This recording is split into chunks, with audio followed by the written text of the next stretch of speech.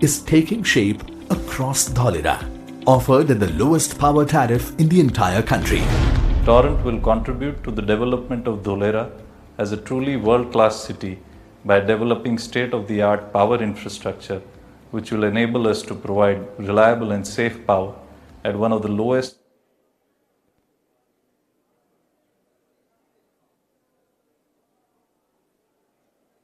What shapes the power of a nation?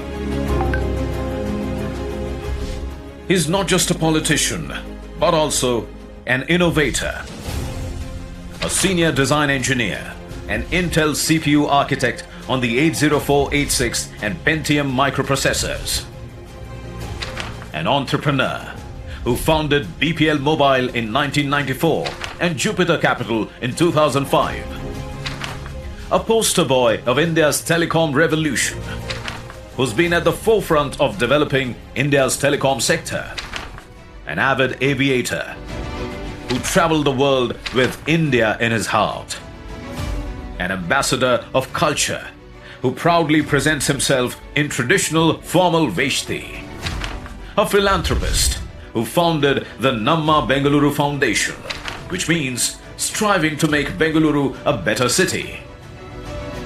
He comes from Fauji family. His father, Air Commodore M.K. Chandrasekhar, was an air warrior. That's why he cares so much for the armed forces personnel. I obviously am a son of a veteran. My father was in the Air Force, and I've grown up all my life around veterans and people who served in the armed forces. Priya, I have been involved in One Rank One Pension as a concept and as issue for about 9 years. He's a votary of free speech and governance. The man has a deeper connection with our land, Gujarat. He was born here. He opened his heart and his 100-year-old ancestral family home in Ahmedabad to the people. I've been a nomadic Air Force, Indian Air Force kid living all over India. I've been an average student most of my life. I became a full-blown nerd, churning out code. I used to program like there was no tomorrow. Then an entrepreneur, then an investor, and now a politician. Be inspired not just by names or big achievements or the headlines, but by actions, beliefs, and ideals. He speaks Malayalam, Kannada, English, and Hindi, and touches millions of hearts through his words and actions. He's a politician of New India who believes in delivering. Every village, every district headquarters, everybody will be connected on the internet. And that is the surest way of reducing the gap between a government and a citizen. Let's welcome a politician who has achieved and delivers. Rajiv Chandrasekhar, Union Minister of State for Electronics and Information Technology, Union Minister of State for Skill Development and Entrepreneurship.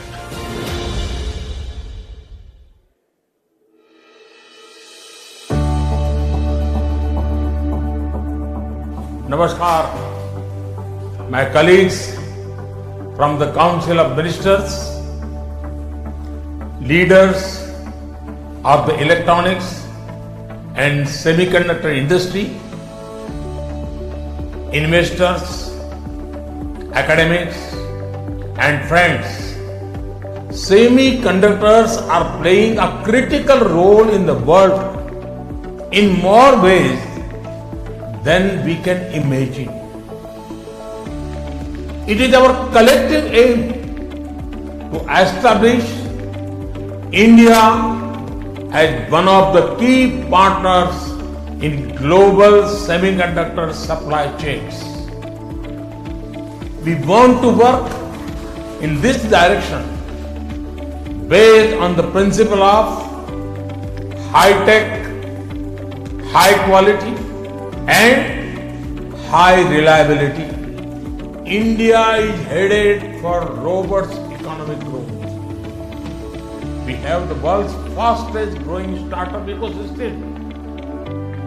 New unicorns are coming up every few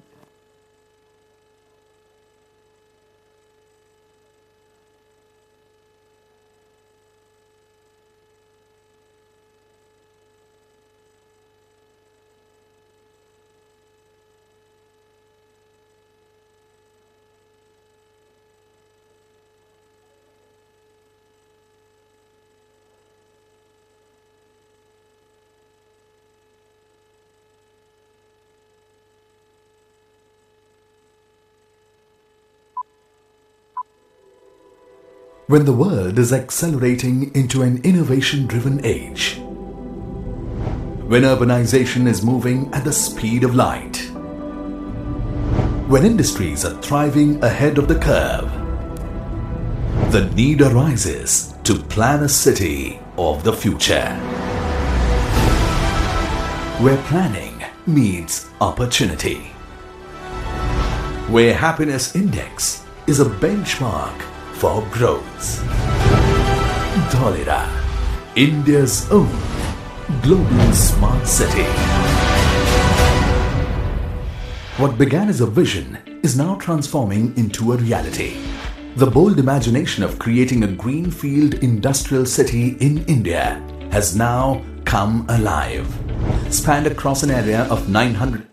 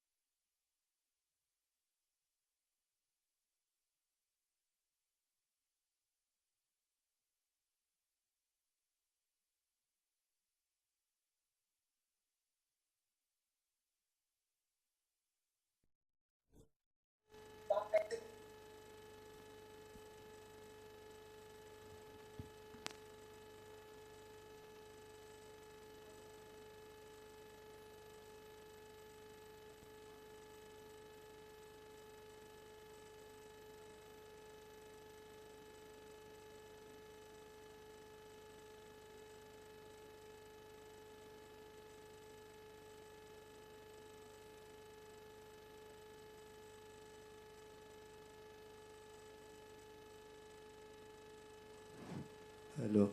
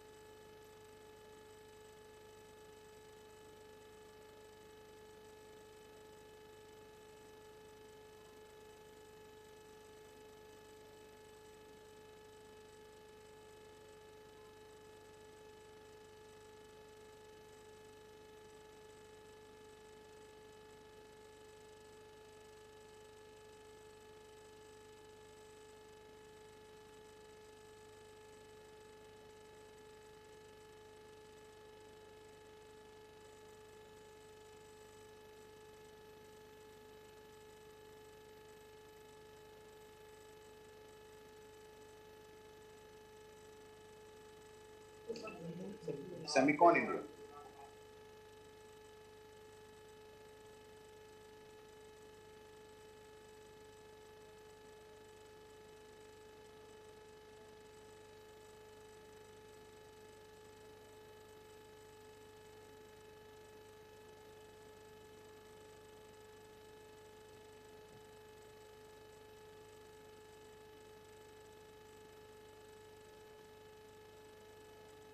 SemiconIndia.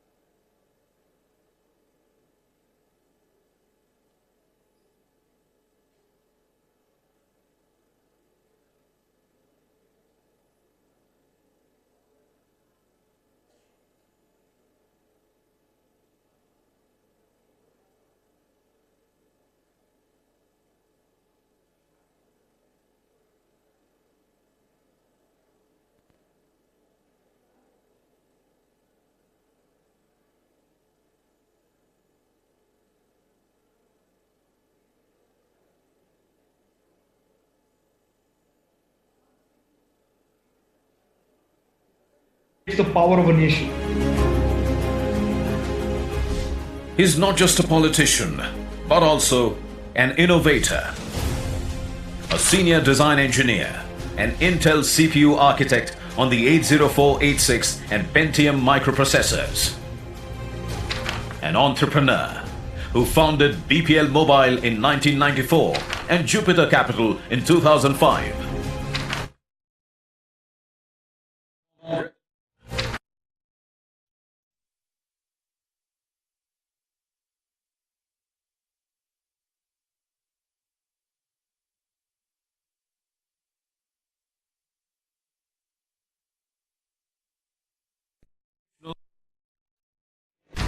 a philanthropist who founded the Namma Bengaluru Foundation, which means striving to make Bengaluru a better city.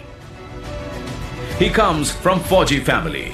His father, Air Commodore M.K. Chandrasekhar, was an air warrior. That's why he cares so much for the armed forces personnel. I obviously am a son of a veteran. My father was in the Air Force, and I've grown up all my life around veterans and people who served in the armed forces. Priya, I have been involved in One Rank One Pension as a concept and as issue for about 9 years. He's a votary of free speech and governance. The man has a deeper connection with our land, Gujarat. He was born here. He opened his heart and his 100-year-old ancestral family home in Ahmedabad to the people. I've been a nomadic Air Force, Indian Air Force kid living all over India. I've been an average student most of my life. I became a full-blown nerd, churning out code. I used to program like there was no tomorrow. Then an entrepreneur, then an investor, and now a politician. Be inspired not just by names or big achievements or the headlines, but by actions, beliefs, and ideals. He speaks Malayalam, Kannada, English, and Hindi, and touches millions of hearts through his words and actions. He's a politician of New India who believes in delivering. Every village, every district headquarters, everybody will be connected on the internet. And that is the surest way of reducing the gap between a government and a citizen. Let's welcome a politician who has achieved and delivers.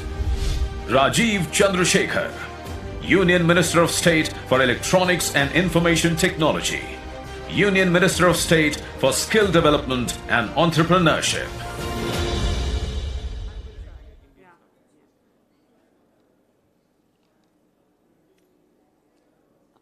I request all of you to kindly take your seat. We are good to start in about 2 minutes. A very, very good morning, everybody. I request all of you to kindly take your seats. We're starting in 2 minutes, and of course, the basic rules of housekeeping. Kindly keep your mobile phones on silent. It's nice to see an amazing crowd turn up Monday morning. Just a few minutes more, we have the minister who's already seated. We're ready to start whenever we're ready to start. For all those who are not from Karnavati University, there are volunteers standing towards both the sides of the hall.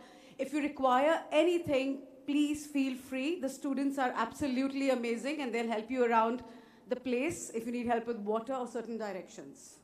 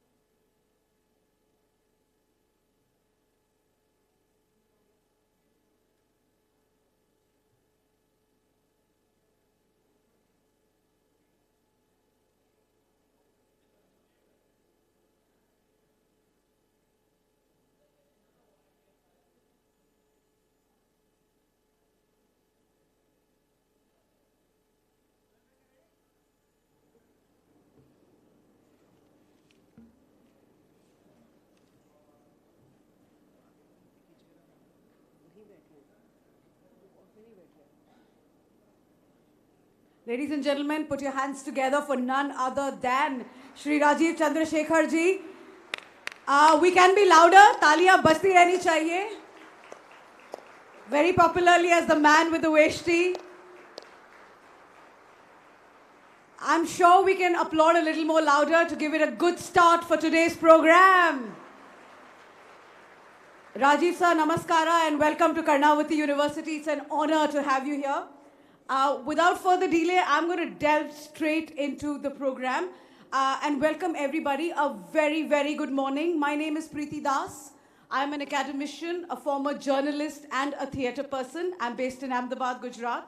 And it is a matter of pride for me on behalf of Karnavati University to welcome each and every one of you. And a huge round of applause to Karnavati University for hosting this spectacular event. I'm going to take you through the course for the day quickly, and we're going to talk about semiconductors, SemiconIndia Future Design, a brilliant event, a road show, which is going to kickstart and set the tone for a lot that's going to happen in Gujarat. Semiconductors are essential elements in electronic devices in a number of sectors, including healthcare and medical devices, communication, computing, defense, transportation, clean energy, and key emerging technologies like artificial intelligence and quantum compounding. The global semiconductor market stood at a whopping 35 lakh crore rupees in 2020 and is expected to grow to 49 lakh crore rupees by 2025. The country's consumption of semiconductors is expected to cross $110 billion by 2030, which is a huge amount of money and talks about a lot of progress and development for the country. The semiconductor industry has witnessed exponential growth in the past decades based on technology scaling, enhanced performance, and low cost of manufacturing due to volume production. And of course, in the middle of all this, we cannot forget the pandemic. The COVID-19 pandemic, many countries, including India, have come to recognize the importance of global supply chains and the vulnerabilities, especially in case of semiconductors. While semiconductor manufacturing is a strategic and critical technology, electronic product design and development and indigenous design of semiconductors, IPs, and system-on-chip, SoCs, are equally important and paramount in powering and building India's fast-growing digital economy. Although India is not yet a major supplier in the global semiconductor supply chains, it is, ladies and gentlemen, however, one of the leading countries with an exceptional talent pool of semiconductor design and produces up to 20% of the world's semiconductor design engineers. I think a huge round of applause for the fact that we are not just growing exponentially, but with people like Rajiv ji and of course the guidance from our Prime Minister, there seems to be no way that we are slowing down on the acceleration process. We have over 1 lakh VLSI design engineers in India who are working in global semiconductor companies and domestic design service companies and are involved in designing and developing a lot of amazing semiconductor chips. Recognizing the vital importance and potential of semiconductors for the economic development of the nation and strong ecosystem of design capabilities, a very comprehensive semiconductor incentive policy was announced by the Government of India covering semiconductor manufacturing, design, products, technology, and a lot of emphasis on research. Development of the semiconductor and display ecosystem will have a multiplier effect across different sectors of the economy with, of course, deeper integration to the global value chain. The policy with an outlay of $10 billion offers incentives for all forms of semiconductor manufacturing, which includes semiconductor fabs, display fabs, compound semiconductor fabs, and ATMPs. For encouraging Indian companies to develop semiconductor chips, the Semicon policy also provides for financial incentives under the Design Link Incentive Scheme, which is the DLI, with an aim to offset entry barriers in the semiconductor design space by nurturing and supporting over 100 domestic companies, which is an amazing number to target at such a small time. We are supporting 100 domestic companies, startups, and MSMEs working in this domain. The DLI scheme provides incentives such as financial and design infrastructure support to create an enabling environment for semiconductor design. This, for me, ladies and gentlemen, has not just been a fantastic learning process, but I think it's extremely proud when I stand here as an academician to understand that the country is doing so well when it comes to semiconductors. The Future Design Initiative, for which all of us are here today under the DLI scheme, aims to create awareness and encourage entrepreneurs to design and develop complex semiconductors, IP systems on chip, and products to achieve self-reliance and aim for technology leadership in semiconductor design so that we can enable India to be an important part of the global semiconductor supply chain. So, ladies and gentlemen, with a huge round of applause, I would like to welcome you all for the initial, the first road show for the SemiconIndia Future Design Initiative under the DLI scheme of the Government of India in one of the most progressive states, Apro, Gujarat. Ladies and gentlemen, let's hear it for the first ever road show. Thank you for being part of what is going to go down in history for the state of Gujarat. Without further delay, I'd like to request Shri Ritesh Hadaji, President, Karnavati University. Ritesh, sir? Is Ritesh sir there? Okay, sorry sir, I didn't see you. And of course, Dr. A.K.S. Suryavanshi ji, the Vice Chancellor of Karnavati University, to felicitate Shri Rajiv Chandrasekhar sir, Honorable Minister of State for Electronics and Information Technology and Skill Development and Entrepreneurship, Government of India. Ladies and gentlemen, taaliyan bajti rehni chahiye. I'm sure we can do better than this. All PhD students, people who are going to be the future of India.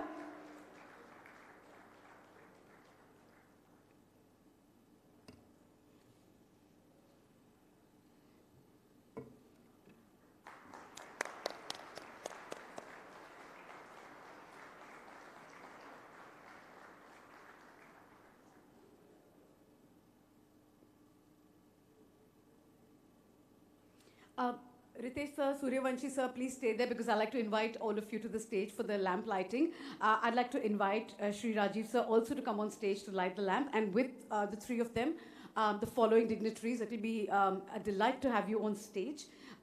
Ms. Chandani Patel from E-Info Chips. Do we have Chandani ma'am? Awesome. Ms. Poonam Tyagi from Space Applications Center, Ahmedabad. Professor Sonam Mansukhani from Karnavati University. Another Sonam ma'am from STPI Next Gujarat, and Professor Usha Mehta from Nirma University. We'd love to start with lighting of the lamp.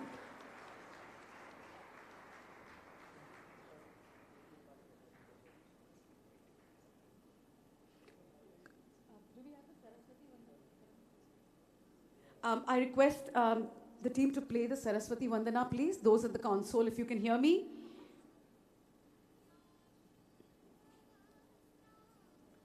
The team at the console, if you can hear me, could you kindly play the Saraswati Vandana?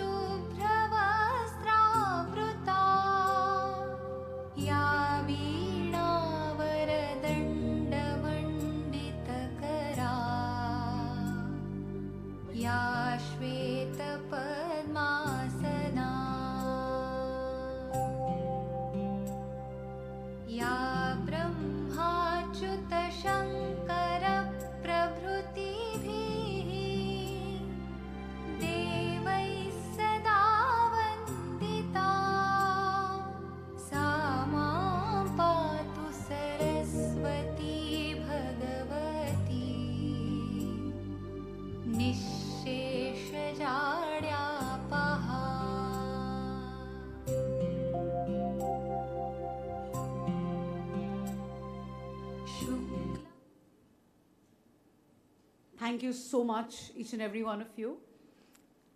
And we'd like to start with, of course, a video message from none other than the Prime Minister of India, Shri Narendra Modi ji. This is a very interesting talk that he had given at the first Semicon 2022 event held in Bengaluru. But in today's context and in today's event also, this message absolutely makes so much sense. I request the team at the console to kindly play the video message from our Honorable Prime Minister, Shri Narendra Modi ji. Namaskar, my colleagues from the Council of Ministers, leaders of the electronics and semiconductor industry, investors, academics, and friends. Semiconductors are playing a critical role in the world in more ways than we can imagine. It is our collective aim to establish India as one of the key partners in global semiconductor supply chains. We want to work in this direction based on the principle of high-tech, high-quality and high reliability. India is headed for robust economic growth. We have the world's fastest growing startup ecosystem. New unicorns are coming up every few weeks. India's own consumption of semiconductors is expected to cross $80 billion by 2026 and $110 billion by 2030. We have an exceptional semiconductor design talent pool which makes up to 20% of the world's semiconductor design engineers. Almost all of the top 25 semiconductor design companies have their design and R&D centers in our country. We recently announced SemiconIndia program with a total outlay of over $10 billion. This program aims to provide financial support to companies investing in semiconductors, display manufacturing, and design ecosystem. We are aware that in order for a semiconductor ecosystem to flourish, it is necessary to ensure adequate support from the government. Allow me to put our approach in the language of semiconductors itself. In earlier times, industries were ready to do their work, but the government was like a NOT gate. When any input flows into the NOT gate, it gets negated. So many needless compliances and no ease of doing business. But we understand that the government must be like the end gate. While the industry works hard, the government works even harder. I would like to assure you that we will continue to support the industry in future as well. A new world order is forming and we must seize this opportunity. We have worked hard over the last few years to create an environment that encourages growth. India has the appetite for tech and risk-taking. We have put the odds in your favor as far as possible through a supportive policy environment. We have shown that India means business. Now it is over to you. Friends, I look forward to practical suggestions from all of you about how we can move towards an India that is hub for semiconductor for the world in the coming years. Thank you very much.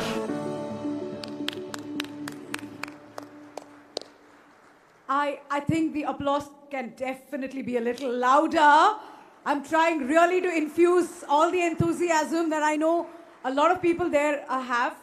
And while we're playing the next video, I request all those who are settling in to settle down. We have another video which is going to be a brilliant introduction, which is going to be a walk through the glory of SemiconIndia. on the future design roadshow on what they have in mind, what they're planning, and what all they have done. So I kindly request the team at the console to play the first future design roadshow.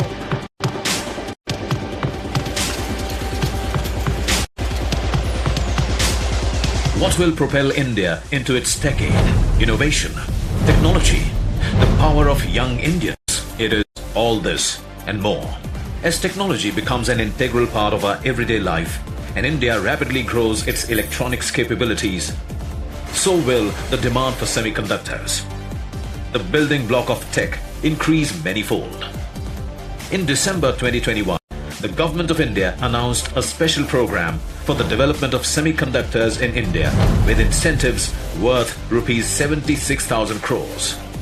Driven by cutting-edge innovation, brilliant minds and unbridled opportunities in a conducive environment, India's semiconductor story is emerging from decades of being ignored into an ecosystem with which the world is partnering fast.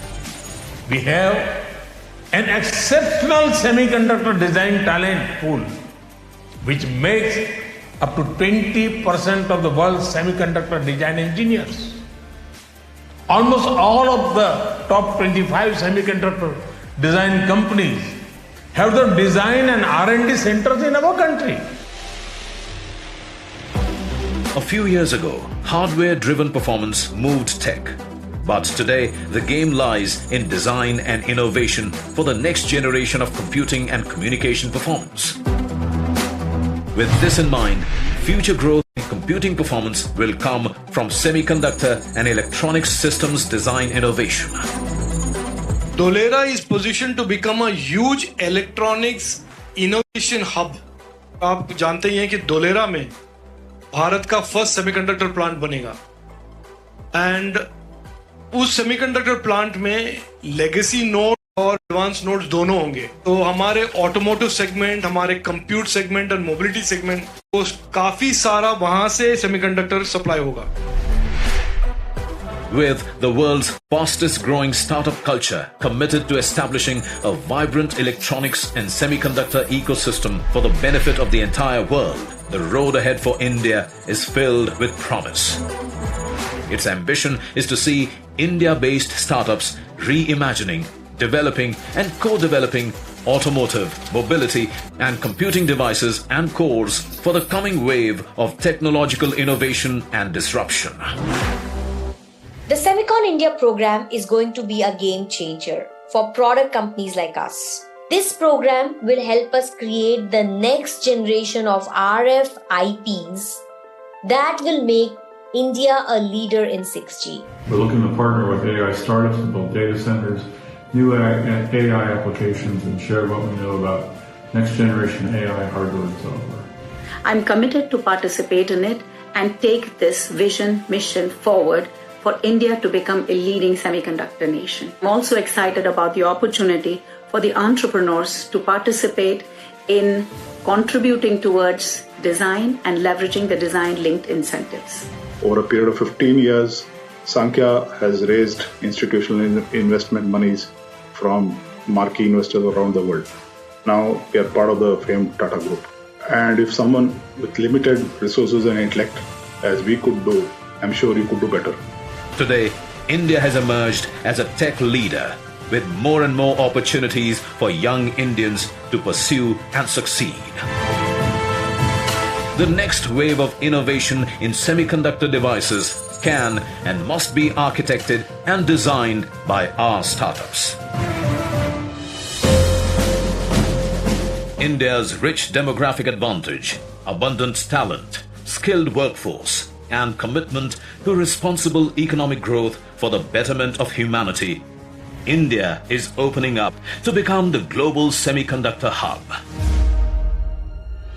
Its burgeoning domestic demand and proven ability to deliver as a trusted global supply chain partner offer unparalleled opportunities in the semiconductor industry. Come, be a part of New India's decade. Come, be a SemiconIndia's future design startup.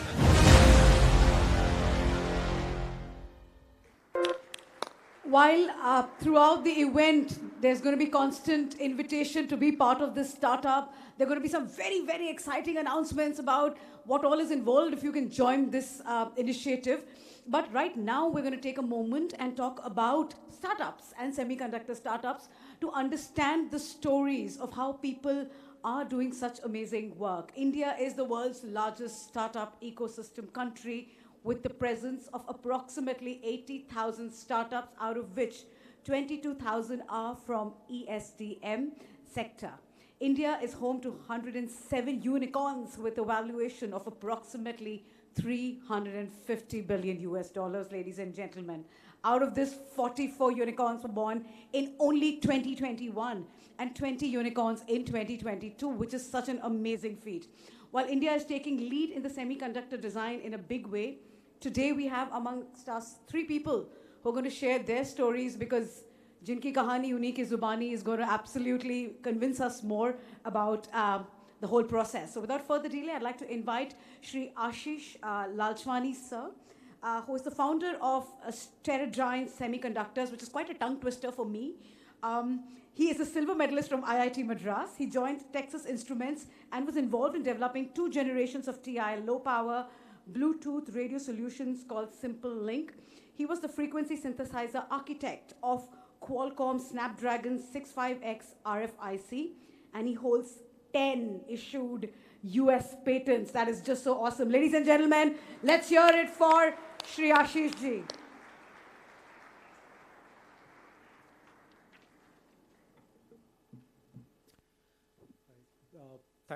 Thanks for that generous introduction.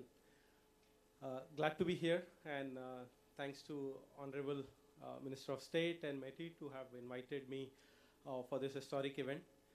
To give a quick background about semiconductors, what we are into. We started off Ceridian almost 6.5 years back, January 2016, coming out of having worked in some of the MNCs like TI and Qualcomm prior to Ceridian. Communication technologies like Bluetooth, Wi-Fi, FM, GPS, NFC, a lot which goes into the mobile phones, right? From there to looking at technologies which were posing as technology barriers for innovations in fields like automotive, right? That was one of the themes what we wanted to start off with. So that's where the idea for the 4D imaging radarscape. It's a sensor which enables or replaces what humans do on the roads today. When they see some object, you perceive at what speed the object is traveling towards you, and when you look at these autonomous vehicles now, how can these sensors start replacing these sensory organs for human beings? So that's what the chips try to do, right? And when we started off, we realized that some of these things were being talked about through Google, some of the other companies, but the underlying technology for it was really missing, right? So this is 2015. And that's what motivated us to, take a dive into this side. Of course, this was something which was unheard of from India, working in a segment which was cutting edge, competing with some of the companies which are at the top of these kind of games, technology games, right? Just to also give a magnitude of the problem statement, the 4G, 5G development is happening at 3 to 5 gigahertz today, right? Automotive radars function at 80 gigahertz. So the problems compound to 20 or 30x of what is being looked at even at 4G and 5G today. For if there are any electronics and communication students out there, it's you would have read about the MIMO concepts in your books. So essentially that's the kind of a concept which is on steroids when you look at 4D imaging radar technology, right? Where we went into allowed us to get into not just the design part of it, but the ability to take our designs into a solution as well, essentially building a module out of it, which can be put into the real cars, and the outputs from it really drives how the car accelerate, goes left, right, and so on, right? So that's the kind of the solution maturity we're talking about. Of course, on the design side, we were able to get our design fabricated through TSMC 28 nanometer. Of course, the chip is pretty close to the heart, literally. That's a chip which we got fabricated, and if you can't see it, that's because it's the best designs in the world, as we call it, is the one which you cannot see, right? So these are the chipsets which go into these modules and enable these technologies, right? Also proud to say that these technologies were not just used to do business with US, Europe, Japan for our Ceridian, but also we made modules out of it which go on to Indian roads to do traffic monitoring, right?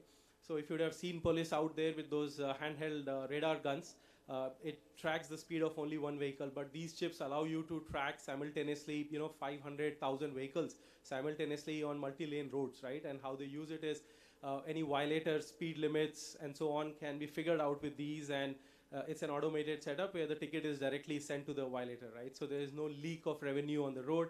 It's a good revenue source for government as well. And things went ahead for us. We were able to build in analytics into this based on the data which the chip gave. That is the violator vehicle, a two-wheeler, four-wheeler, because the speed limit changes, right, for these vehicles on the road.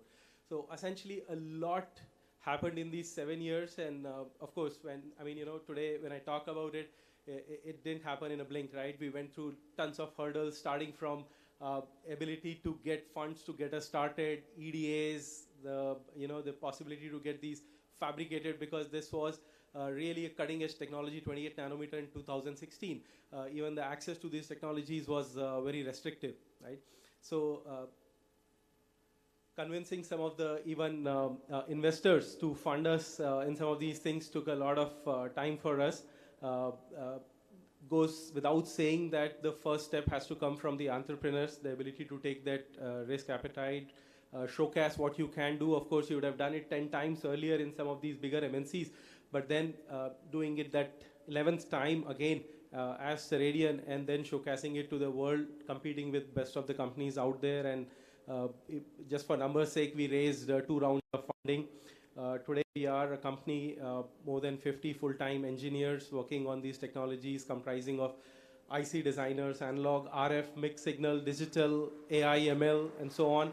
35 contract engineers, and of course it's a public announcement that we got recently acquired by Renesas Electronics. So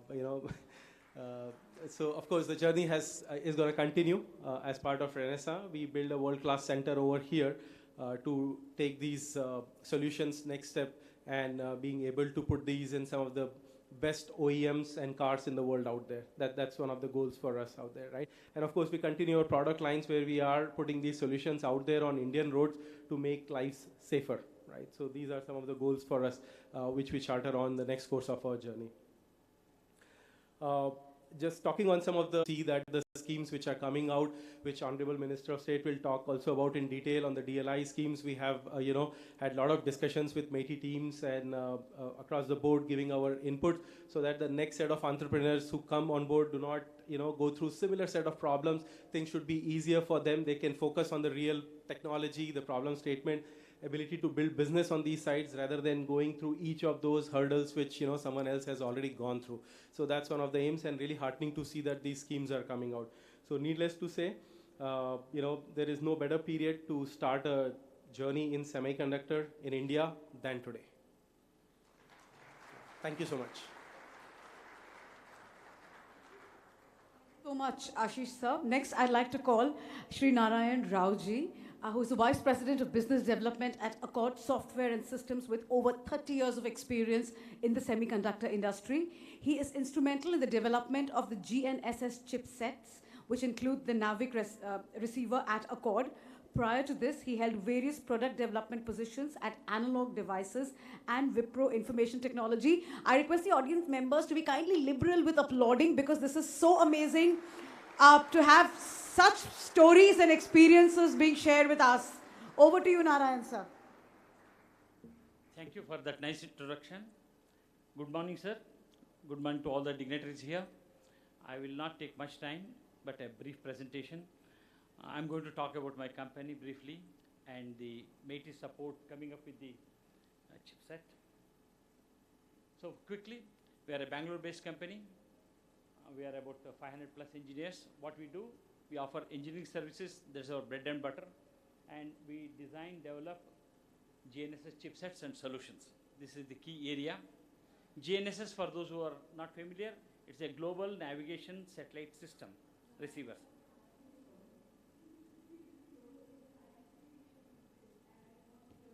Okay. Is it fine now?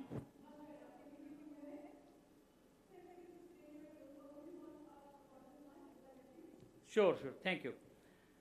So GNSS is Global Navigation Satellite System receivers. This is what we do. There are a number of accolades from the President of India, Prime Minister of India, and so on. And we are a CMMI level 5 company with ISO 9000, so on, so certifications. Yeah, we are a highly vertically integrated company. Here we develop the IPs. From IPs we develop the chips to modules, modules to the end products. So as you can see, chips going into modules, as one of my earlier colleagues described, and from there we make a different type of GNSS receivers which go into spacecrafts, which go into avionics, which go into artillery, so on and so forth, including the consumer and automotive applications.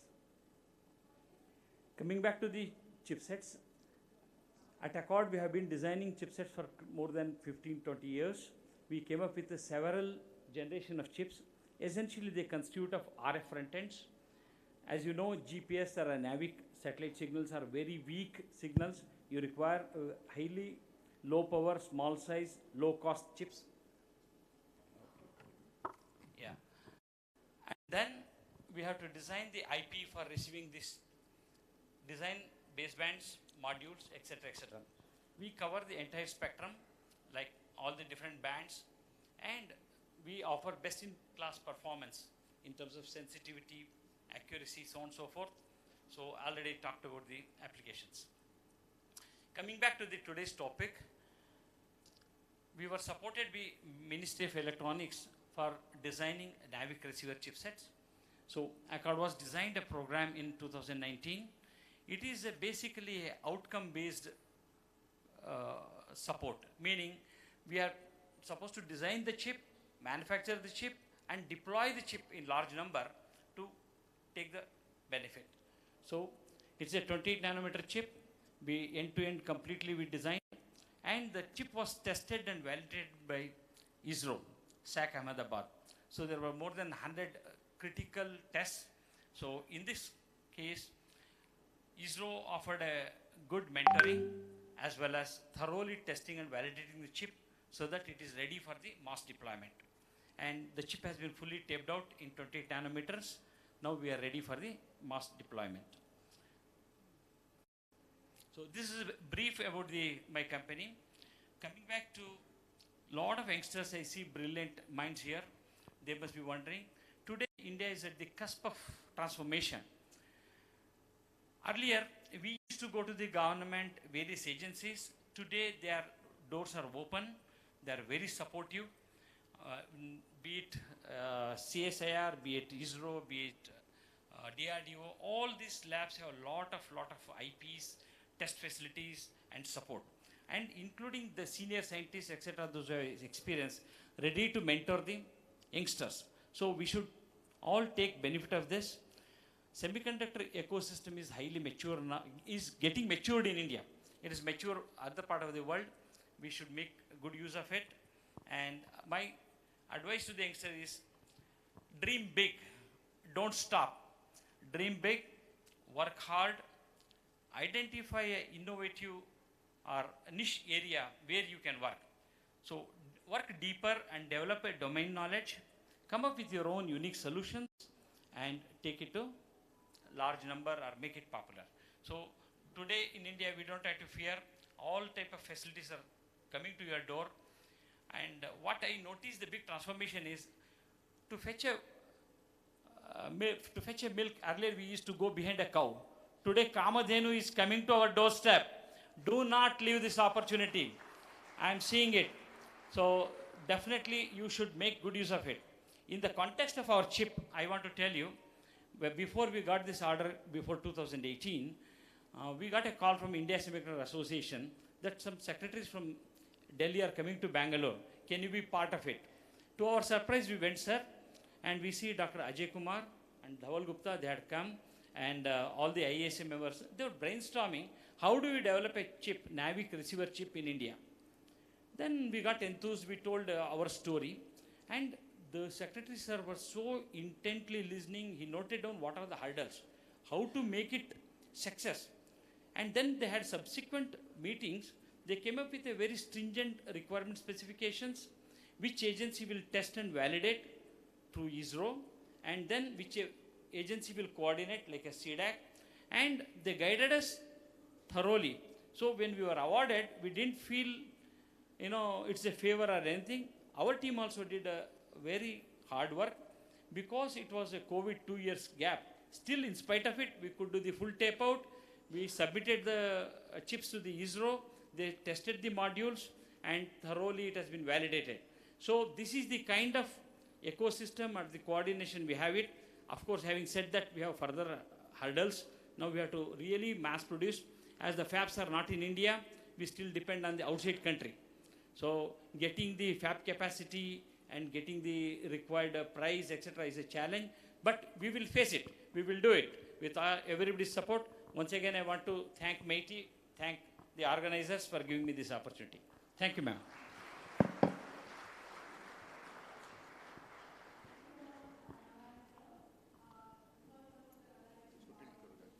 Laji, the CTO and co-founder of Incore Semiconductors, an early-stage fabless startup focused on providing class-leading RISC-V processors IPs out of India. He's a graduate from the National Institute of Technology, Warangal, and a PhD from IIT Madras. Dr. Neil is also one of the developers of the Shakti series of microprocessors initiated at IIT Madras and was the lead architect of India's first indigenously designed 64-bit RISC-V chip. Ladies and gentlemen, Dr. Neil also serves as the vice chair of the compliance test group of the RISC-V International. Like most people said, he looks too young for his age, but ladies and gentlemen, let's kindly hear it for Neil. Thank you for the kind introduction, and good morning, Gandhinagar. To start off, huge thanks to Honorable Minister, to MeitY officials, and Karnavati University to have one of the non-white beards sitting on the first row. It's always an honor to be the youngest in this crowd, but I would like to not be the only one. I would like to see a lot of you people, especially the ones behind, come forward, share the stage with all of us. I think that's what India is looking for. So my story is not going to be about products because we are a very early stage startup. Incore has been registered in 2018. So I'm going to talk about how Incore came into being, what the origins are. Just like every superhero, there is an origin story.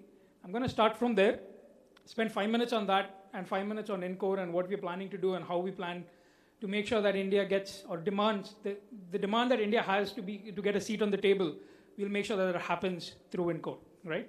So, like every other thing, can you get the slides? Awesome.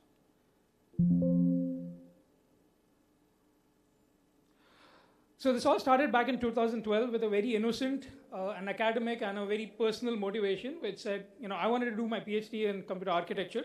And there was a huge gap in what Indian academics were doing and what was cutting edge and what was being done in silicon, right? No quality research would have translated to actual silicon. And I wanted to bridge that gap. That sort of sowed the inspiration, the first seed. And eventually what came out was Shakti, right? So we started off with Shakti.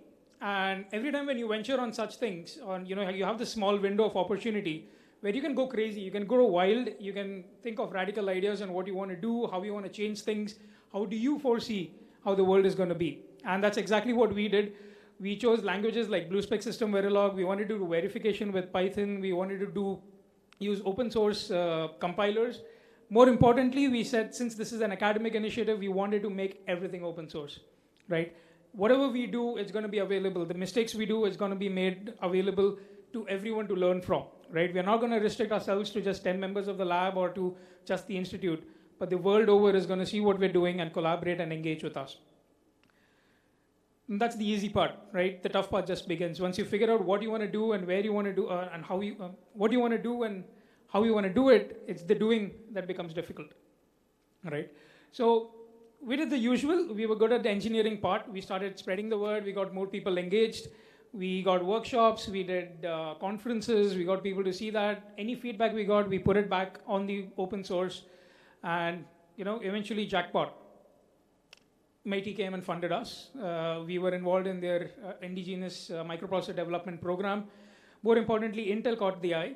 They realized that we're doing something really amazing. And they offered the 22 nanometer shuttle in 2017. HCL, one of the leaders in the VLSI services domain in the world, sort of also bought the whole RISC-V story and what we were planning to do and pushing Indian processors. They lent us 15 to 20 engineers in order to make a 64-bit RISC-V, the first of its kind, a reality in India, right? This was done with just 12 students, right? In the conventional architecture world, this would be called a pizza delivery team, right? These are people who've not done architecture, who've not done any silicon before.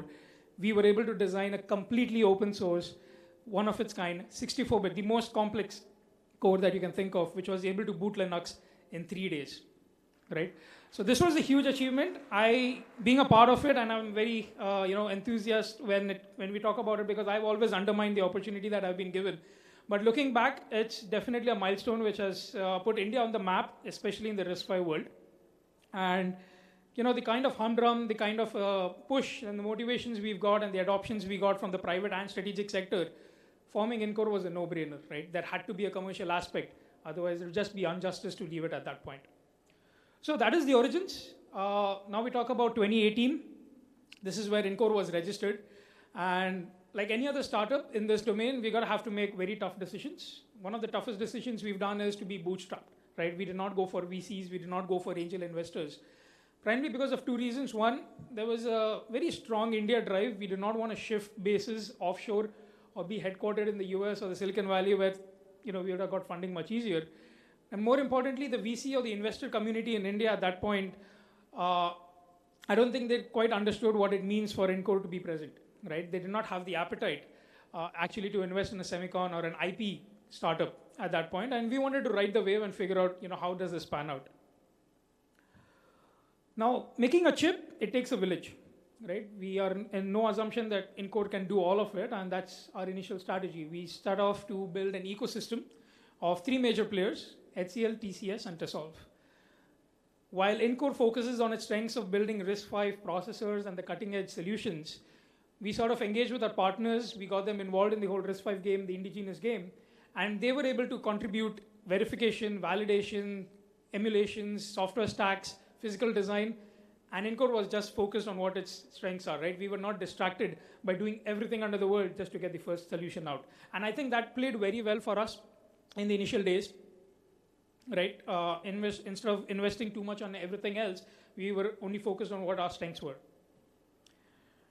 Now, every day as a startup, when you get up, 8 a.m., the first thing you check is the bank balance and how do you make sure that the costs are minimal, right? And I think our engineering model, the novelty that we've brought in, our entire engineering stack, right from designing the processor to validating it, verifying it, emulating it, it's all based on open source stack, right? So when it comes to tooling, Encore is a very asset-light company, right? We do not invest a lot in the tools. We actually invest a lot in the intellect part of the intellectual property, right? In the manpower. And that's where we want to focus on. So our engineering model allows every one of our employees to work from anywhere. And because it's open source, there is a community already existing, there's a forum already existing, there's a community existing, and people can ramp themselves up for Encore even before joining Encore, right? So that's the idea that we started off with. And finally, manpower, and this is just a bullet point where I wanted to share the COVID scenario. Being registered in 2018, 2020 was a tough year for all of us. But for Encore, it was a blessing in disguise. We realized that a lot of academics, freshers, the guys who were getting admits across the world in really amazing universities, they kept deferring their admissions by a year or a 2 year. And that's where Encore came up with a scholar program. We said that we don't need your full-time commitment or we don't need 5 years of your commitment. We are happy with the 1 year or the 2 year that you give us, but we want the best quality, right? So we defined and we structured our milestones such a way that we were able to leverage on these kind of opportunities because these guys are bright minds. They've definitely been admitted in the world-class institutes, but no MNC is going to give them a job just for 1 year, right? And that's where Encore sort of took the lead, and it especially worked out in our favor in the very initial and early years. And finally, 4 years down, completely bootstrapped, we are a 20-member team, hoping to expand significantly in the coming quarter. We have 3 classes of core generators, typically targeting the lower and the mid-range embedded systems. We also maintain a very good amount of open source portfolio. We are continuously giving back to the community because we believe that's the way the whole domain of RISC-V is supposed to grow. You cannot be closed door when it comes to RISC-V. And I finally, I appreciate the kind of momentum and the impetus that MIT, the government has put up, the DLI schemes, the 10 billion outlay program that has been out there. This all convinces me, much more than when I started off in 2018 or 2016 as a fresher. InCore will become the de facto Atmanirbhar choice when it comes to process. That is the gap that InCore is set out to fill. Thank you so much. Jai Hind.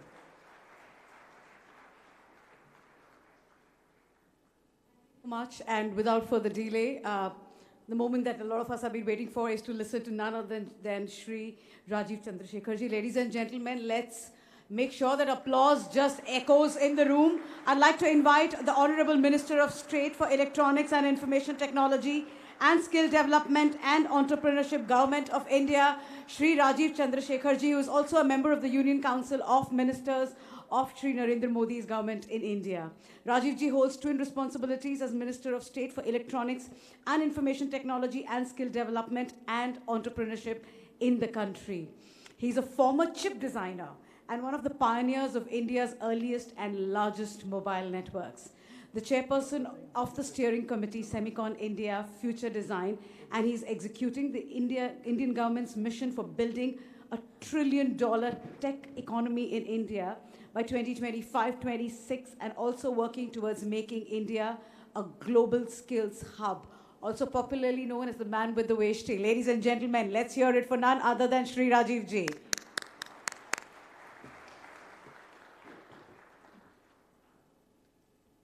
Namaste, thank you, good morning, and thank you to the leadership at Karnataka University for hosting this first of the many roadshows of the Future Design program that the Government of India under Prime Minister Narendra Modi ji is taking to the young Indians, young engineers all around the country, with the hope that the stories that you heard from Steradian,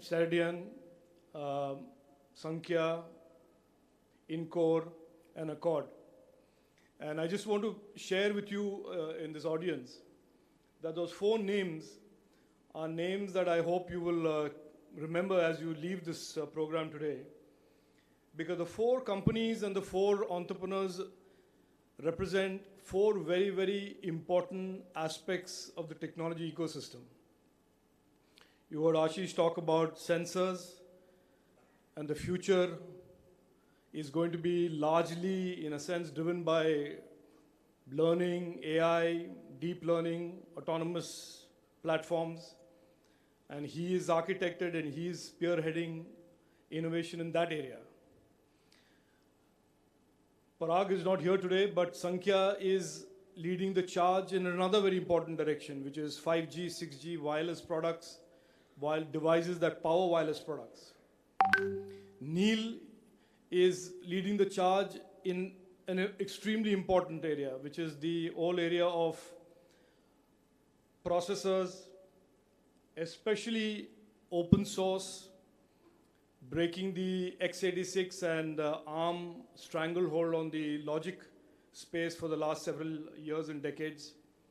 And then you have Accord, that is leading the charge on application-specific, high-performance devices.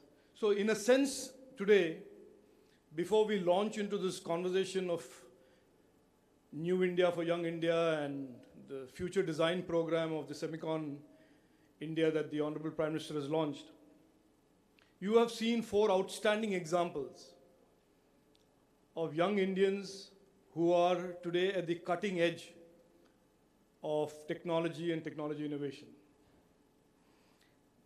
It used to be said, and I have faced this repeatedly before I became minister and after, that the young Indian is more interested in coding Python, getting a job in the IT sector, and frankly, there's nothing wrong with that. That the hurdles to success, the barriers to creating a startup and succeeding in that, in the electronics and the deep tech space, is so difficult that there is a natural incentive for people, including electronics students to go off and pursue a career in coding or in the IT space. My main objective here today in front of you is to ensure that that is not the case. We want to make it as easy.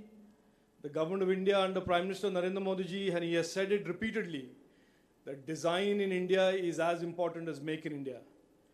That the entire effort of the government under Prime Minister Narendra Modi ji is to make sure, A, there are more and more opportunities for our young Indians, young students, young entrepreneurs, and our policy framework and the government's role is to make it easier and easier for each of you to pursue those opportunities. Let me then quickly take you through a presentation. It's a formal presentation. I have the good fortune, the privilege, the honor of meeting many, many groups of students all around the country and evangelizing what the Honorable Prime Minister has referred to as India's decade, the next 10 years. I have further expanded on that decade as a decade of opportunities. And that decade of opportunity is built in the backdrop, in the context of a new India that has progressively been built over the last several years by our Honorable Prime Minister. Quick background about me. I was born in Ahmedabad, Gujarat. I have a career not very unlike what I suspect most of you will go through, studying in different schools, getting a bachelor's degree, doing a master's degree in computer science. I had the good fortune of working in stellar companies like Intel. And then after a career of entrepreneurship of 10 years in telecom and wireless, I joined public life in 2006. And I had the good fortune and the honor and the privilege of being chosen by Honorable Prime Minister to serve in his team on the 7th of July 2021. So the first point that I want to share with you, and I want in a lot of ways for this to be embedded in your mind at the very least, at the very minimum out of this whole session of our interaction. Of course, the very maximum is that everything I say stays in your mind, but that we are at an incredible inflection point as a nation. It is the most exciting period in the history of modern India, more so for those of you who are studying and are about to enter the workforce or have studied and have just recently entered the entrepreneurial workforce. What is this new India that I'm talking about? And I want to set that context in because everything I say will become easier to relate to. For over 6 decades, and if you ask your fathers, if you ask your grandfathers and those elders in your family, for several decades the narrative about India used to revolve around 3 broad attributes. We are a large democracy, but we are a dysfunctional democracy. We are a large country, but we don't have the resources to grow. We are a large country, but the opportunities are not available to all Indians, and they were concentrated amongst a few people. ये large democracy or dysfunctional democracy का क्या मतलब है? What does that mean? For several decades, this was a narrative that, including in 1985, the then Prime Minister Rajiv Gandhi used to say that 100 rupees used to leave the government of India in Delhi and only 15 rupees used to reach the citizen. This was default. It was taken for granted. It was seen as a symptom of the size of our democracy and indeed of democracy itself. To such an extent that our northern neighbor, that great liberal nation called China, and I use both liberal in a sarcastic way in case you didn't get that, actually went out for a decade and a half and perpetuated this hypothesis that democracies will never function in Asia for large countries and people will never benefit from democracies. Ye tha narrative. What is the reality today? Thanks to our Prime Minister, the use of technology in governance, digital government. 100 rupees that leaves the Delhi today or any state capital today, 100 rupees reaches the beneficiary's account without any leakage, without any delay, without any corruption. So 180 degrees we have turned that narrative around, that narrative that stood for 60 odd years, that democracies are dysfunctional. We have changed that around. And that is the India that is the new India that you are today studying in and living in. Second, India can never grow more than 4%, 5%. India will never have the resources to be a strong country security-wise or economic-wise or infrastructure-wise. Why? Our tax GDP ratios were the lowest in the world. Our tax systems were the leakiest. Government revenues would never grow. And therefore, the government of the day never had the money either to modernize our armed forces or to build modern infrastructure or to invest in the future of our young Indians. What is the situation today? For the first time in the history of India, tax collections are exceeding targets by 25 to 30% every year, last year and this year. For the first time in the history of independent India, we are spending, the government of India is spending 7.5 lakh crores on modernizing infrastructure. And the first time in the history of modern India, countries to the north, west, who show their eyes, who try something against our country, are shown the power of our armed forces, our modernized armed forces, our modernized technology and systems.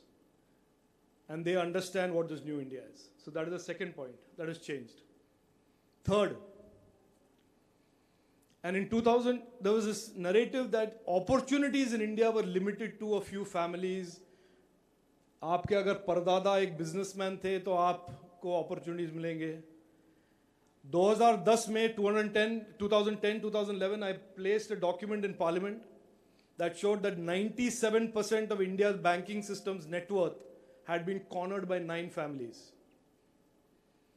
So there was no room for any young Indian to start, even if he or she had an idea, he or she had a business. And Ashish referred to that, difficult to raise capital. And today what do we have?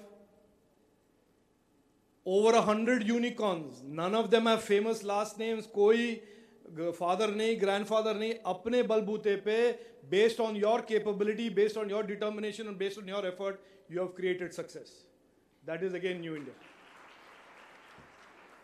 I have to tell you this because this is the context in which we are talking about your future and the future of SemiconIndia. I am taking you through some slides that showed you the old India, and this is where we are today, and I talked to you about New India, where individual perseverance, individual merit, a government that is an enabling government with making significant investments to the future of our country is what New India is.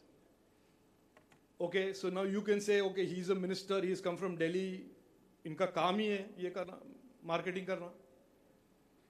ठीक है, let me assume that amongst you there are some cynics. Now let us look at the last 2.5 years. Every country in the world and every people of the world had to deal with the same crisis, same disease, same disruption called COVID-19. You agree or not? Now आप देख लीजिए report card after COVID pandemic in 2022, 2020 March, February में पूरे के पूरे विश्व के पूरे देश, all the countries had to deal with the same crisis for the last 2.5 years. Now you, even among the cynics amongst you, look at the report card of India and compare it to the rest of the world. Let's start with the West, the USA. Unprecedented inflation, admitted overstimulus, a country that has still not managed to vaccinate all its citizens. And it is for the first time in the history, in recent history, US economy is moving into a recession. ये हो गया US. चलिए अपने northern neighbor China के लिए, let's see their report card. हमने तो 2 lockdown 3 lockdown के बाद हमारा 200 करोड़ वैक्सीनेशन हो गया इंडिया में. China is still on the 5th and 6th lockdown. Even today, large parts of China are locked down. Their economy is in a free fall. And they were pre-COVID-19, one of the rising superpowers of the world. Chaliye jaiye, let's move to UK. Their currency has plummeted, their inflation is over 20%, and their economy is in a mess. ये हो गए 3 report card. चलिए भारत का report card देखते हैं. Let's see what our report card is. Fastest growing major economy in the world.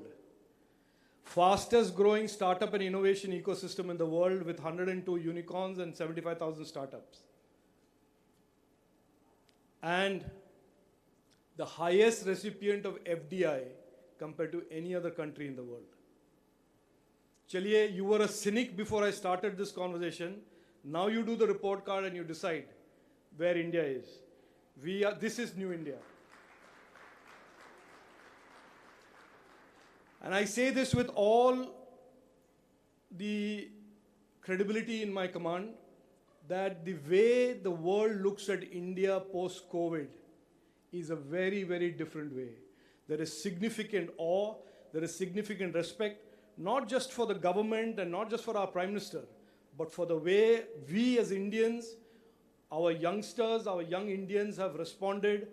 And most importantly, all those decisions from 2014 to 2019 that we took, that came to our help and assistance in fighting this dreaded disease with such resilience.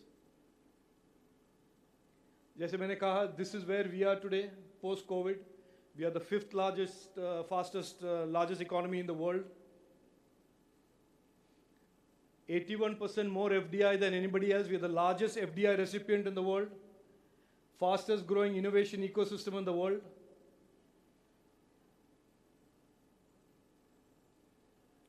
We did export in 2021-2022 or over 427 billion. Our country has never crossed $250 billion of exports ever in its history. That is the new India. I like, because this is part of our ministry, I like sharing this amongst youngsters.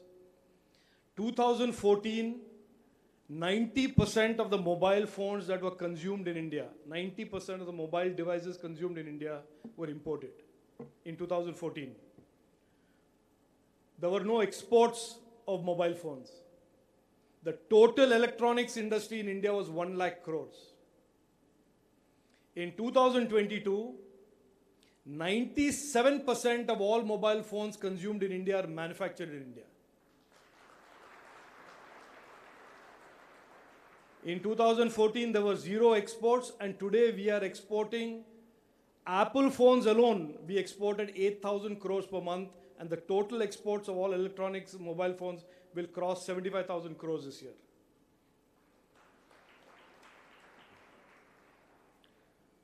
और 2014 में हमारा total electronics का production होता था 1 लाख करोड़, और 2025 में ये बनेगा 25 lakh crore.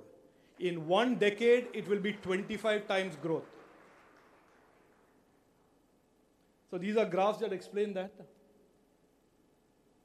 Over 10 lakh new jobs have been created in the last 1 year alone in the tech sector alone. These are just some articles just to show the growing clout, growing strength, growing confidence of India. And I use this example because we are in Gujarat, we are in Ahmedabad, Gandhinagar. I use this example to explain to students about a journey and success. When I first saw the Sabarmati Riverfront Development Project, and as somebody in politics, it represented to me a vision, multi-year vision of taking a difficult, challenging task that everybody said will not succeed, and making it something not just successful, but creating huge economic outcomes and benefits from that. And that is precisely what the Prime Minister is doing. He did in Sabarmati's riverfront. He did in electronics from 2014 to 2022, and I showed you the results of that. And that is what we are embarking today in semiconductor. कि आने वाले 4-5 साल में we will go from being a very small presence in the semiconductor space to being a very leading player in the semiconductor value chain. Recently, this you must have heard, INS Vikrant was launched in Cochin. And for some of you who are mechanical engineers and civil engineers, you'll say, this is a mega engineering project. And it was that. It's a project that very few countries in the world have the capability to pull off. But it represents to a lot of you who are electronics and communication and semiconductor engineers here, it represents also the high point of electronic systems, electronics warfare. So it's mega engineering on one hand, but it is also about deep electronics capabilities that India is demonstrating with INS Vikrant. Chaliye, before I lead you into Semicon, let me tell you, give you some more confidence. Neil, Ashish, and Mr. Narayan, you also said, this is the time. They are saying it. They are real-life startups. They build companies, successful companies. Now, let me, to their voices, add some of these global voices. Pat Gelsinger came in February, March of 2022, met the Honorable Prime Minister, came back, met me after that, and he said, this is India's time. The next decade is going to be India's decade. The McKinsey CEO recently said, Bob Sternfels, he said, forget about India's decade, it is India's century.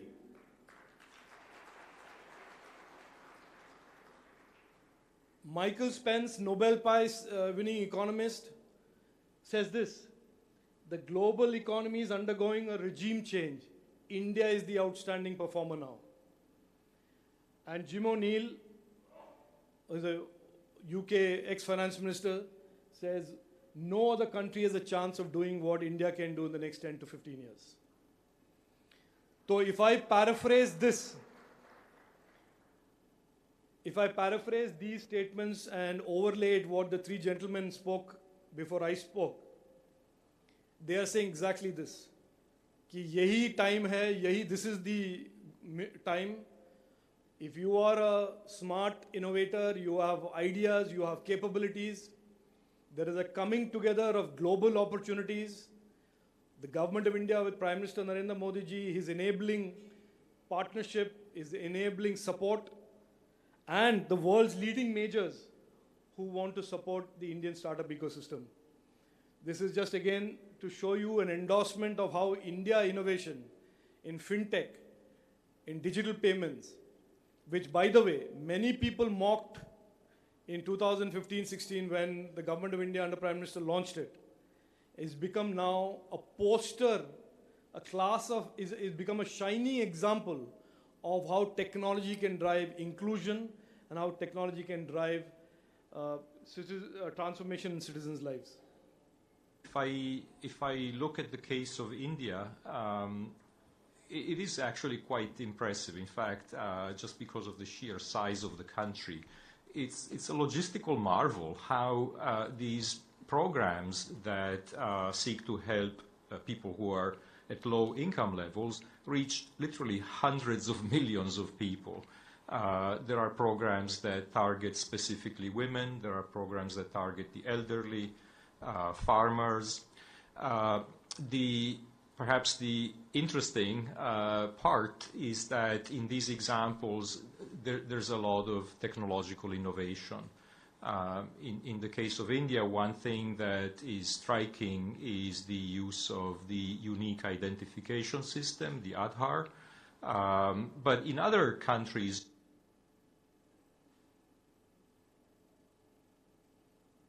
so let there be no doubt in anybody's mind in this room and indeed outside, India today is leading digital.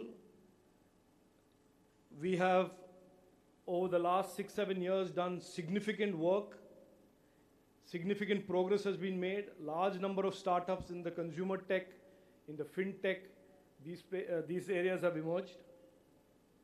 But this is the future. We are going to have 50 crore 5G users in wireless.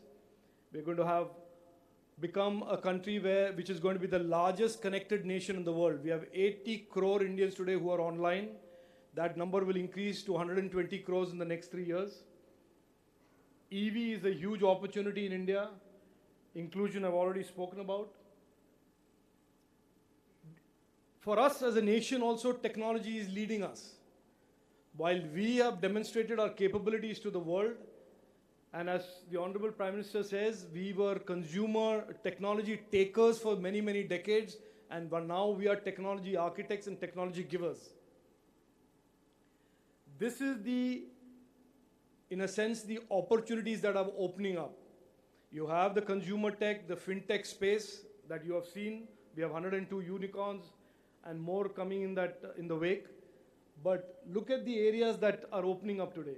Artificial intelligence, semicon, electronic systems design innovation, cyber security, quantum and high performance computing, industry 4.0, cloud, the edge on the cloud, the marriage of many of these areas into interdisciplinary platforms and solutions. This is not insignificant. These are huge real opportunities that are opening up for youngsters like you and young Indians like you all over the country. I always summarize it by saying India leads digital, digital leads India, but you as a young Indian today can lead digital India. This is what you should take out from this presentation.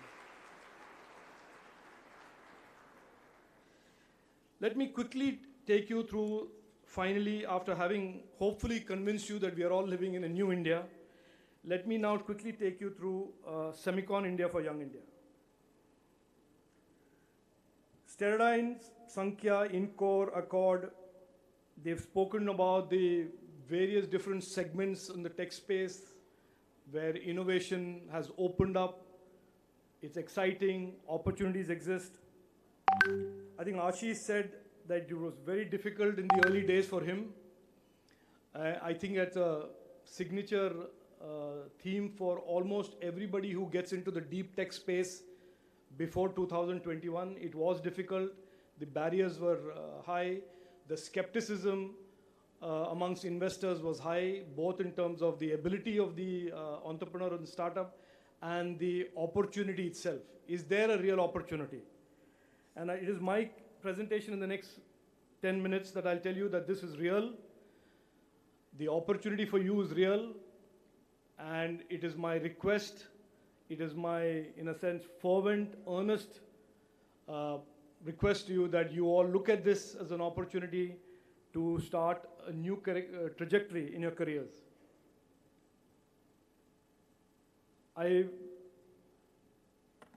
Semiconductors are a big deal. There is a book that I carry around and I show to people if they're not convinced, a Chris Miller book on the battle that is being waged all around the world on the semiconductor in the semiconductor space. I suggest if you haven't read the book, you should read this book. It's called The Chip War. It will give you an understanding of how deep the changes are around the world and how there's a frantic, almost frantic move towards creating capabilities and capacities. And our leader, our Prime Minister himself has talked about how, and you saw in the video, he has repeatedly talked about the importance of semiconductor and electronics. But he has very sharply also pointed out that as we focus on making and manufacturing and creating those capabilities, that design and innovation is as critical a part of our thinking and our ambition. The semiconductor plan that the Honorable Prime Minister launched in December 2021, you are aware of that, 76,000 crores. Of that, about 1,500 crores have been set aside for investments and support to design innovators. You are today in Gandhinagar, Ahmedabad, and you already know that Dholera is going to be clearly in one of India's first, if not the first, fab center.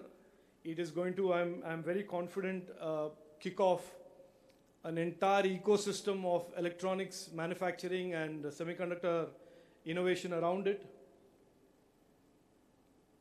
So the Future Design Program, which is referred to sometimes in bureaucratic language as DLI, which is Design Linked Incentive, because that is how it was. The genesis of this program is that. But we consider what it represents as the future of design is really 1,000 to 1,500 crore corpus that is available for designing devices or cores, IP. Companies, startups can get up to 100 crores of funding from the government of India. This could be groups of companies, it could be individuals working with companies, it could be startups working with a global multinational and doing co-development of IPs, many, many different models. And for the first time, you are seeing the names of all of the global majors and academics from all around the country assembled and backing this program and available to support this program. So it is not just about creating an IP or creating a design or a device. It is also, it allows you the opportunity to do so in partnership, either with a customer like ISRO, as Accord did, or you can even do co-development of IPs with an Intel, an AMD, a TI, and an NXP or NSAS, as the case may be, as long as the design is done in India. This is the academic advisory committees all around the country. We intend to take this program to every student, every college, and make as many young Indians excited by and participants in the SemiconIndia journey.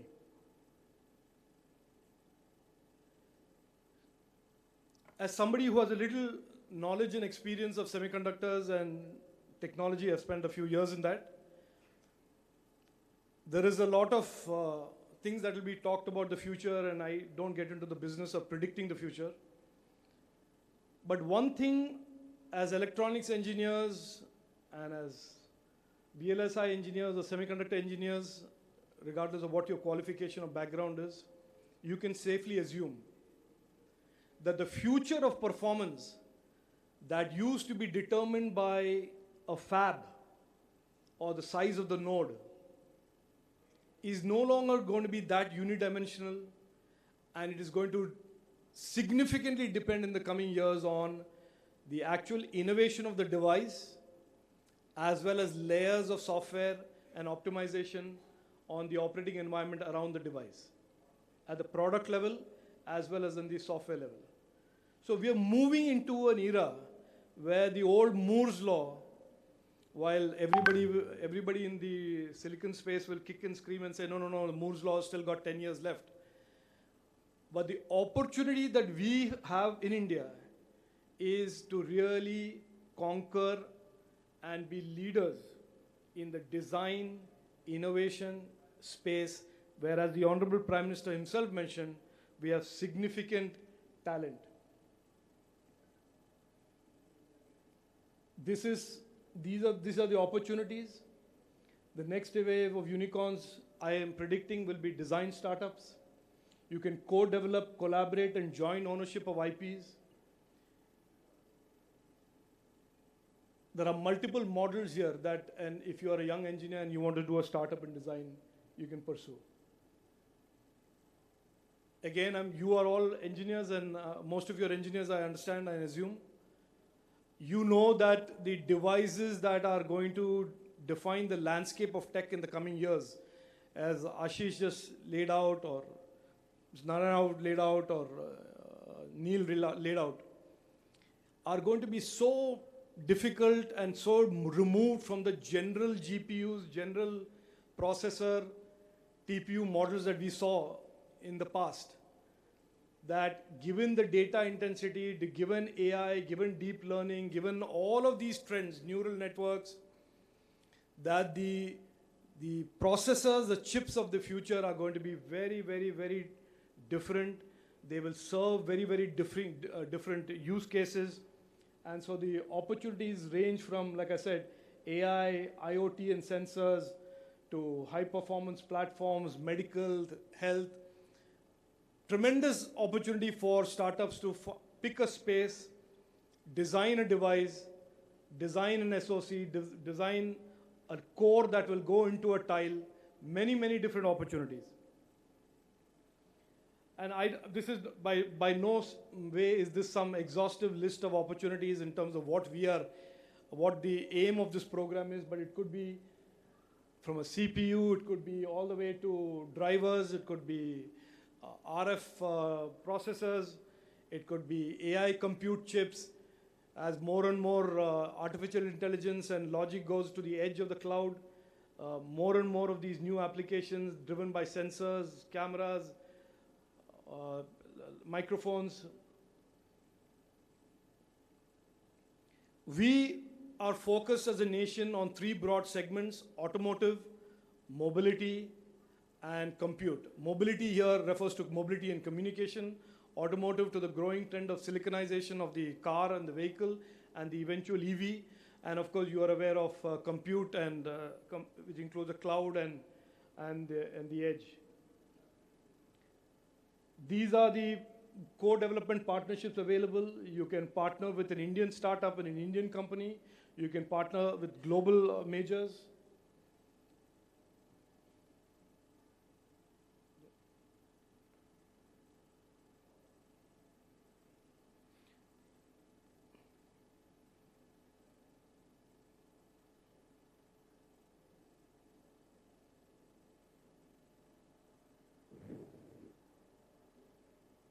Sorry, those are some videos from the global majors. My name is Nivriti Rai, and I'm the country president for Intel in India, as well as vice president for Intel's Foundry Services. I'm really excited to talk about India's semiconductor policy driven under the leadership of our Honorable Prime Minister, Shri Narendra Modi ji. I'm committed to participate in it and take this mission forward for India to become a leading semiconductor nation. I'm also very proud that India boasts of leading talent that has done tremendous amount of work in semiconductor design. And I'm also excited about the opportunity for the entrepreneurs to participate in contributing towards design and leveraging the design-linked incentives.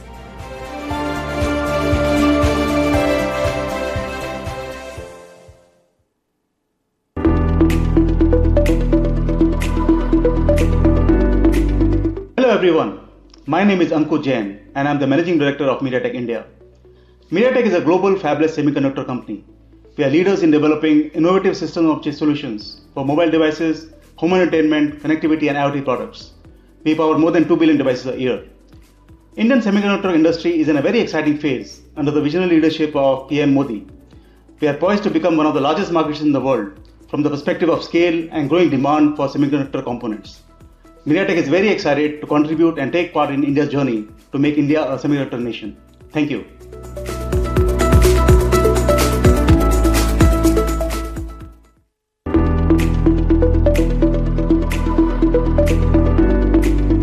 Hello everyone, this is Jaya Jagdish, Senior Vice President and Country Head for Advanced Micro Devices, India. I would like to welcome you all to the SemiconIndia Future Design 2022 for catalyzing the next generation of semiconductor startups. As per the SIA, 1 out of 5 semiconductor design jobs are in India, which makes our country pivotal to the global semiconductor industry. The continued growth and demand for semiconductors has the potential to make India a hub for the semiconductor talent globally. A comprehensive and cohesive plan with a vision to develop the best-in-class ecosystem for the semiconductor industry has been launched by our Honorable Minister of State, Shri Rajiv Chandrasekharji. Never before has India seen such a strong and full-scale plan, which I believe will solidify India's imprint in the semiconductor space. This truly is the moment for you, for us as entrepreneurs, students, engineers to leverage on this momentum and take India to greatness in the semiconductor space. I wish to thank the Government of India for giving AMD an opportunity to be part of this endeavor. We look forward to this journey as partners and stakeholders in the ecosystem as India enters a new chapter in the history. AMD remains available to help you in any way that you wish to pursue your dreams. Thank you and wishing you all the best.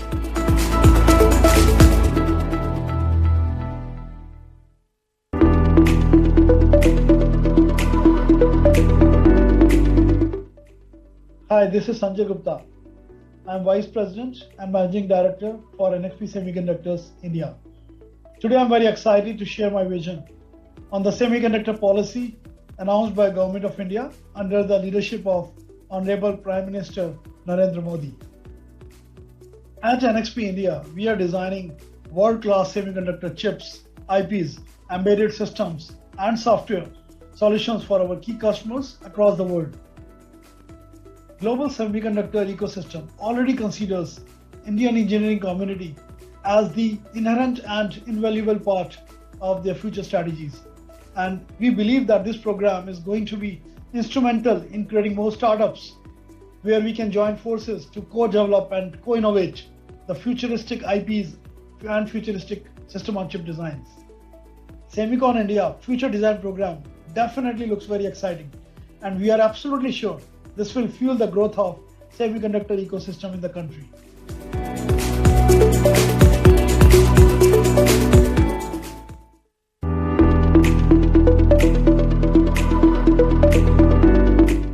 Namaste, I'm Rajan Vagadia, President Qualcomm India.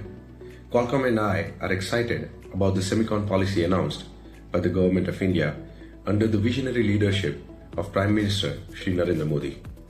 Qualcomm is a proud partner of the government in helping expand the growing semiconductor design ecosystem in the country. Enabling design in India by technology startups has been a focus area for Qualcomm for the last 7 years and more. The addition of Qualcomm Semiconductor Mentorship Program, which we launched in collaboration with CDAC, Ministry of Electronics and IT, is a step towards creating a strong semiconductor design hub in India. There is an immense opportunity in India ecosystem supported by these visionary government policies. We are committed to enhancing the potential of the vibrant startup ecosystem in India. SemiconIndia Future Design is an exciting step to catalyze the semiconductor ecosystem in the country. I will urge all budding entrepreneurs in India to participate in design-linked incentive to design semiconductor chipsets, not just for India, but also for the globe. Thank you and Jai Hind.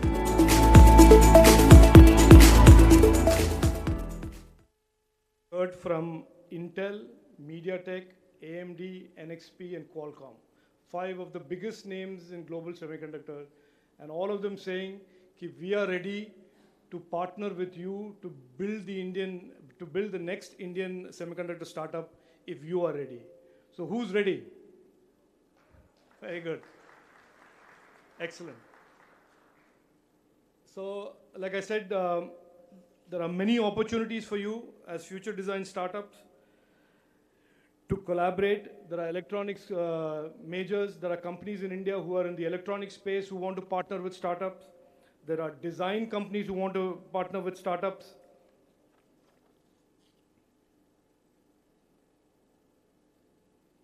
Here's a video.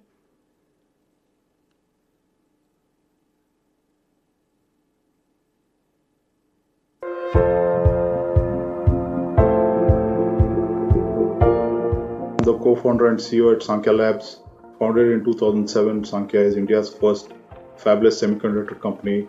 Sankhya is considered an industry pioneer in building programmable DSP solutions for the communication markets. With 75 plus international patents, Sankhya is a world leader in 5G broadcast and SATCOM markets. Over a period of 15 years, Sankhya has raised institutional investment monies from marquee investors around the world. Now we are part of the famed Tata Group. We began our journey in 2007 India was known for its IT skills, but not so much for semiconductor ecosystem. It was practically non-existent. It was a challenge to create the ecosystem, and while our peers in the internet commerce were on the upswing. Since COVID times, people have suddenly realized that one needs semiconductors to power mobile apps and even the cars that are running today.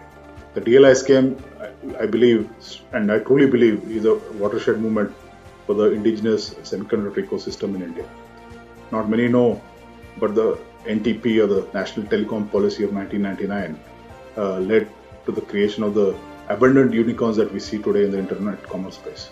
I truly believe and hope that the DLI scheme will create many more semiconductor unicorns in a decade from now. I'm frequently asked on why did we choose the hard path of highest resistance of building a semiconductor company when we had easier choices for commercial success, such as building internet commerce companies. While we haven't been commercially as successful as our industry peers in the e-commerce business, I won't trade places for anything else but hardware and semiconductor content. More so because it's a highly stimulating and intellectually rewarding ecosystem where you interact with some of the smartest people on earth. And as a tech entrepreneur, we tend to see technology ghosts like a horror film protagonist. And just as the end of the horror movie, the exorcist realizes that the ghosts are real, the DLI scheme will allow you to conjure up these ghosts and not fear them, and create those exorcists that will guide you to bringing these ghosts to real life. And by the turn of the decade, if not sooner, I'm sure you and your peers will build some great companies and put India on the semiconductor global supply chain. And if someone with limited resources and intellect, as we could do, I'm sure you could do better. To end my talk, and for the lack of an Indic hero, I paraphrase Robert Boyce, co-founder Intel, said, "Don't be encumbered by history. Go do something wonderful." To which I also add, don't fear the ghosts that you create and others can't see. Go ahead and bring those ghosts to real life. Thank you, and Jai Hind.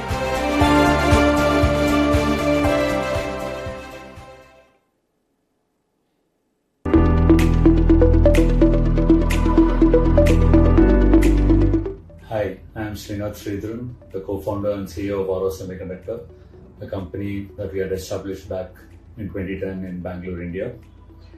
From focusing on design services at the beginning, over the last several years, we transitioned into product design, and by the end of this year, we'll accomplish the milestone of having shipped over 100 million units in the industry. I believe that the new and exciting policy associated with semiconductors announced by the Government of India under the leadership of our Honorable Prime Minister Shri Narendra Modi ji is bound to create several more exciting startups in India. This is going to be a critical component for India to become a semiconductor nation. At Aura, we'll be honored to participate and contribute to the best of our abilities on this journey forward over the next several years. India has always been a land with abundant semiconductor talent, and now is a great opportunity to match this talent with opportunities for creating world-class companies. Thank you.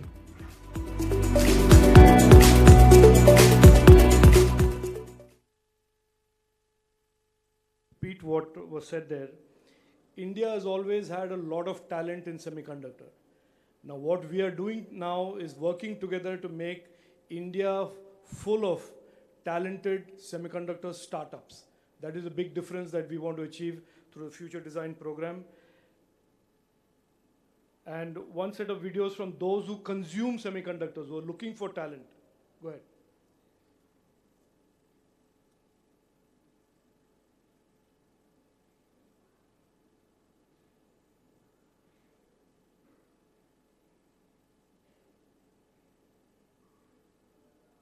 That is integrated chips in India, the government has announced a design-linked incentive scheme as part of the Atmanirbhar Bharat move by our Honorable Prime Minister Narendra Modi ji. I am really happy that this scheme is being launched today, which is piloted by MeitY and with the CDAC responsible to implement this scheme. India is a hub of design expertise in electronic chips, and the world is looking at us as a very cost-effective location for designing complex ICs. But in the long run, we believe that this sector will grow along with the sector which is responsible to manufacture integrated chips within India, and that is also a great move that the government has recently announced. If you look at the space sector, all of you are aware that the space sector is now opening up, and a lot of new actors are coming to it with a responsibility to design and develop spacecrafts and applications. And all of you know, spacecrafts are essentially a complex electronic system which uses very high-end electronic chips for its operation function, and much of them are now coming from outside India to build spacecrafts within India. And we look forward to this incentive scheme, the DLI scheme, to enhance the capability of Indian manufacturers to build electronic chips with a low cost and also manufacture them within India using the newly emerging industries who are going to build it with high-end electronic manufacturing capability within India. So let me take this opportunity to greet each one of you, especially from the government, the MeitY and the CDAC for initiating this, and our Honorable Minister Sri Rajiv Chandrasekharji, who is pushing this very hard to make it into a great success. Thank you so much.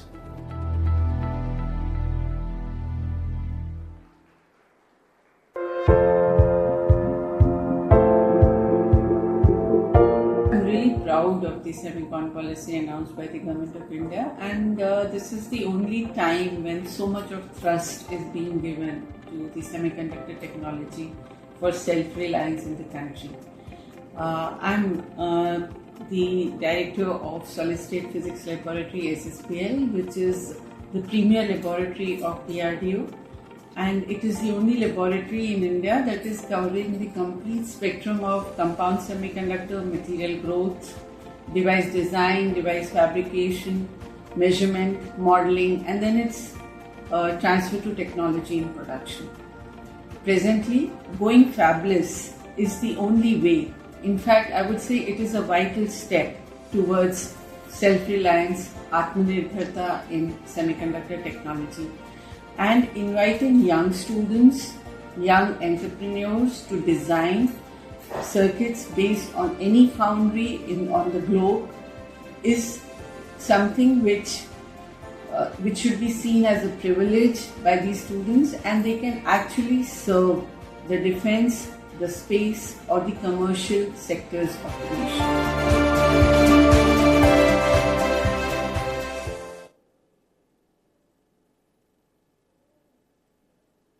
Next slide.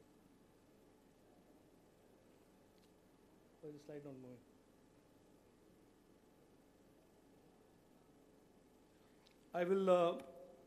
I will come to the end of this, and you must be wondering why so many videos, so many people saying the same thing about entrepreneurship and semiconductor design startups.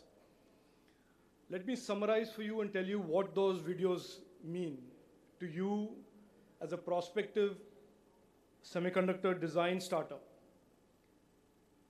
First of all, to paraphrase and to add weight to what the three Indian startups spoke at the beginning of this program, I want to add to that and say the time to be a future design semiconductor startup is now. And those videos represent three broad categories of people who are here to help you become successful. The first is the foreign majors, who you've seen the 5 large leading names all say we are ready to partner with Indian startups. Then there are Indian startups and Indian tech majors who are saying we are ready to partner with you. And the third set of videos were from big organizations like ISRO and DRDO, and there are many other companies, HP, Dell, and so on and so forth, that are saying we are ready to partner with you. And the beginning of the presentation, you saw our Honorable Prime Minister say he wants to make you successful. He is working hard to create these opportunities for you. So if you take all of those together and connect it, this is the headline that I want to leave you with. This is the thought that I want to leave you with. And if I have, the only way to measure whether I've made a good presentation or not today is whether this thought sticks with you, remains with you after you leave this hall this morning. Thank you all for your attention. Thank you for, there is a website link there. Thank you for patiently listening to me. Please do go visit the website. Please do take the step. Please do take the decision today to explore an opportunity in your life as a SemiconIndia future design startup. Thank you. Jai Hind. Namaste.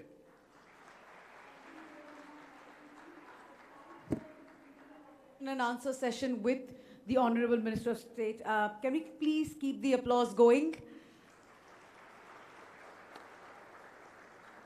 Thank you so much, sir.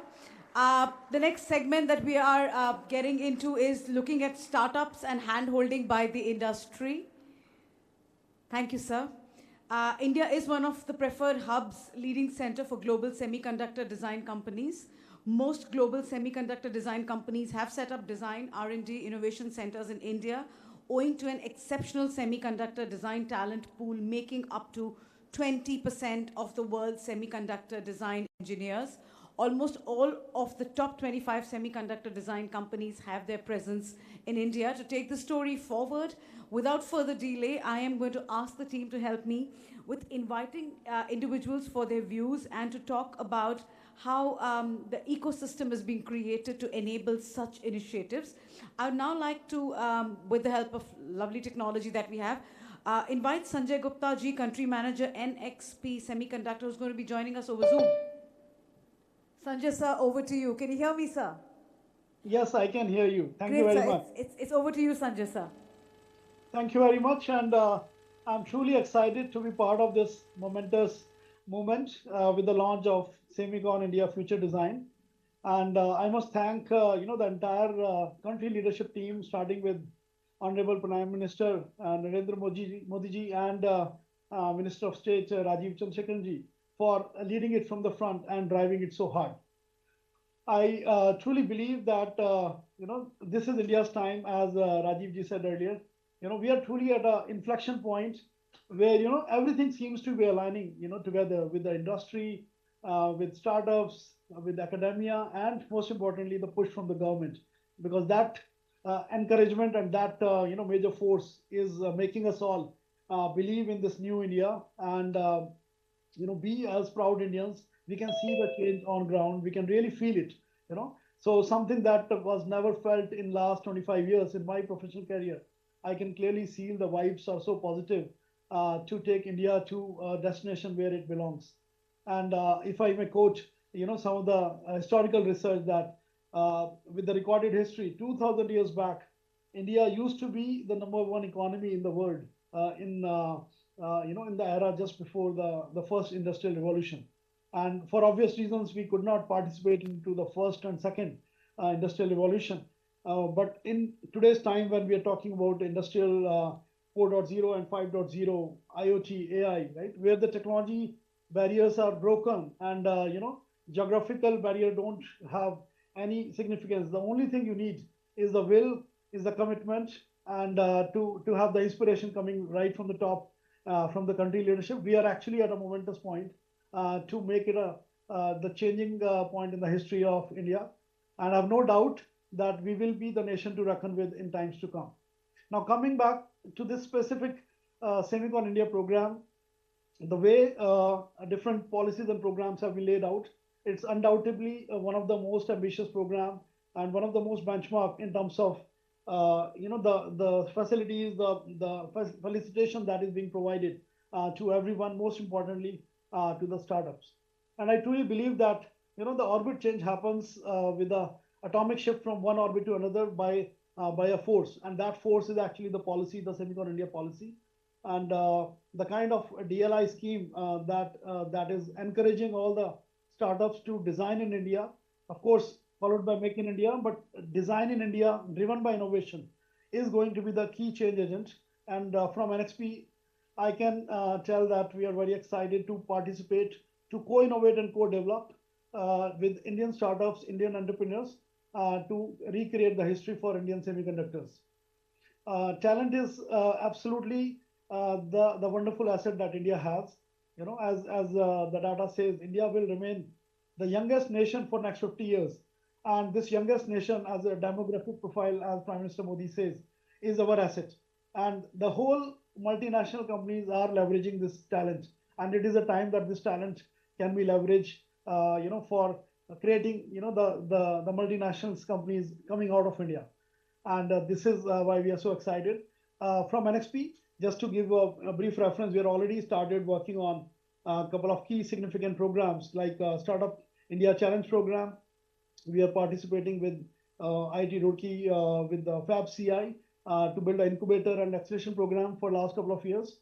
And the number of startups that are coming in from semiconductors, IP design domain is truly very inspiring. You know, it's like, they are getting doubled every single month when we see the data, and a lot of those are getting a lot of kudos and accolades on a global space as well.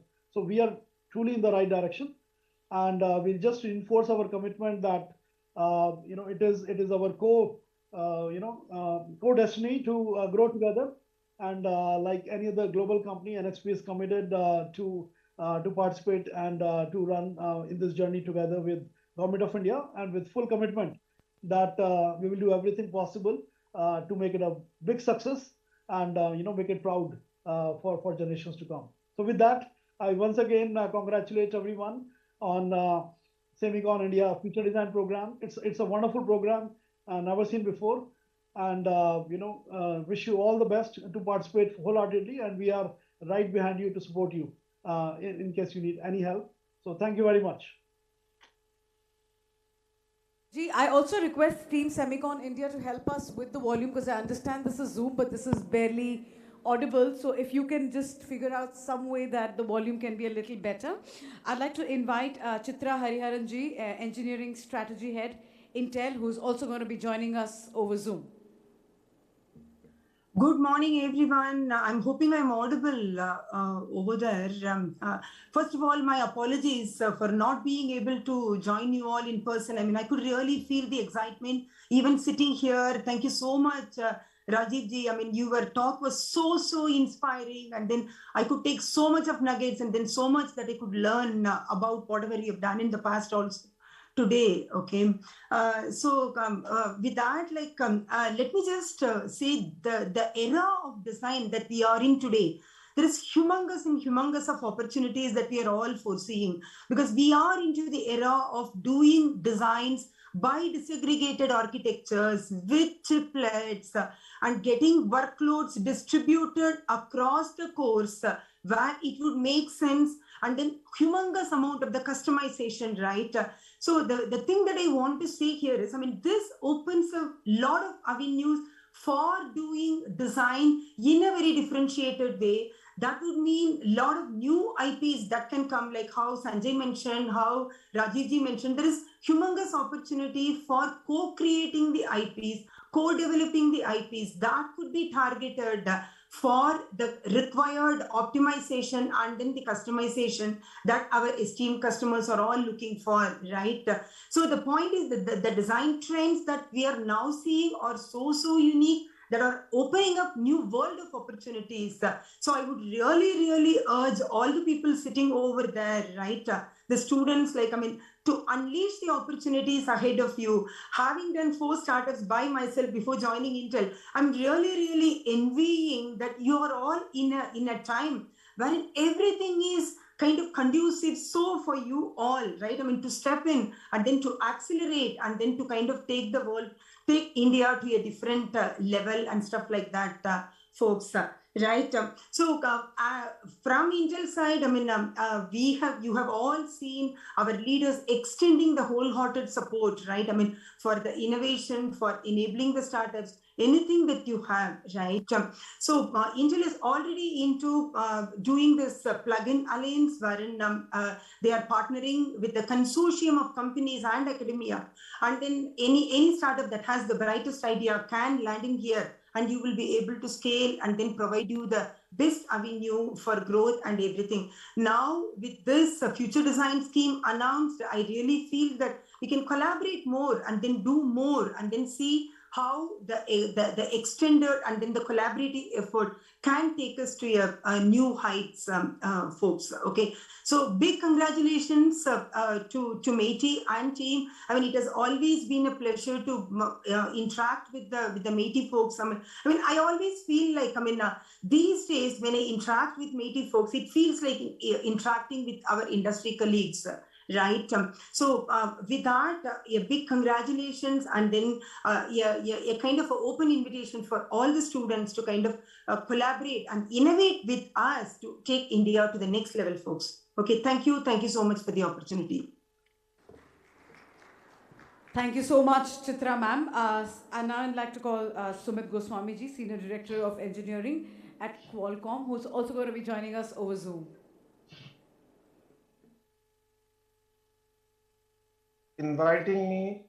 Like other speakers, I also wanted to join in person, but last moment I had to travel, but I'm so excited that just after landing Hyderabad, I immediately rushed to figure out an empty space so that I can talk on this, because I'm super excited by the opportunity which is present right now. So you heard from Chitra, Sanjay, that India, the talent was always there, but there was the right set of opportunities or right set of support was missing.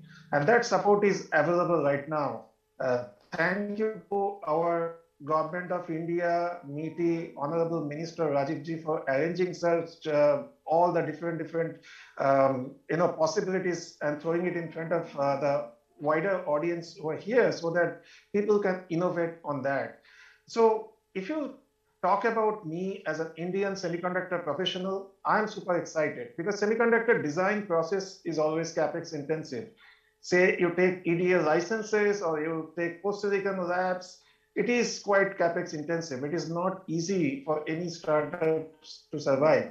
And there are a lot of different initiatives on those spaces are addressed. In terms of policy, there are multiple changes happened, which is addressed. So now, actually the road is open and for us to go and make a difference. If I talk about Qualcomm, we are very strongly connected.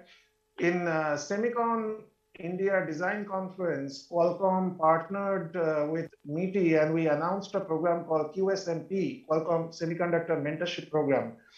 The idea here is that any budding semiconductor startup houses, they have the talent, but when the business comes over there, that how to take an idea, keep reality, and take it to market, to product IDs, that's where I think we can help on a big extent. It's a joint collaboration with CDAC and Qualcomm. QSMP program was launched, and in India Mobile Congress, we have already selected our first set of cohort, and we are rolling out the next phase enrollment on that pretty soon. With that, any startup company who really want some guidance and mentorship, they can apply through that Qualcomm Semiconductor Mentorship Program, and they can partner with them.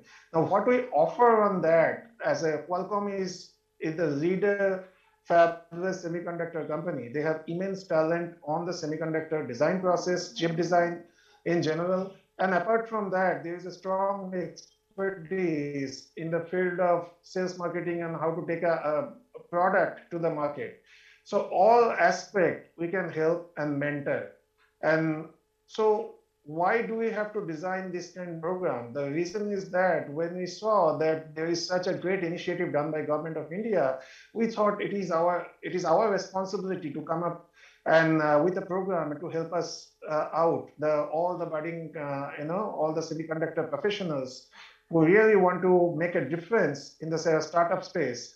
This is our responsibility to help them out. So any country can progress if there is a right set of talent, right set of policies, and then the right set of tools and methodologies and guidance to make it successful. Already, Rajiv ji and the rest of government of India, they have taken care of the policies. Skills were always there, and it is the third part where we are jumping in and trying to help out. So I am very hopeful, and I'm super excited that this is going to be a massive, and very soon we are going to see that a lot of new startup companies in our space is coming up, and together we are becoming successful. So thank you. I'll not take much time. Thanks for inviting me, and anybody wants to know further on QSMP program and want to participate, you are most welcome. And I wish all the success. And thanks finally, before I close, I want to thank Rajiv ji for organizing such event. This is really inspiring, not only for students or the startup companies, but all the big MNCs like us also. Thank you. I'd like to thank Sanjay Chitra and Sumit for joining us over Zoom, and like to invite Venkatas Simhari, the CEO of Moschip, on stage to speak about his experiences.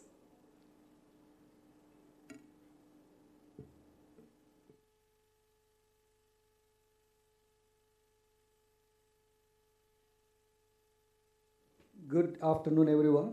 And it's almost the end of the session, and I hope I still have the attention of all of you.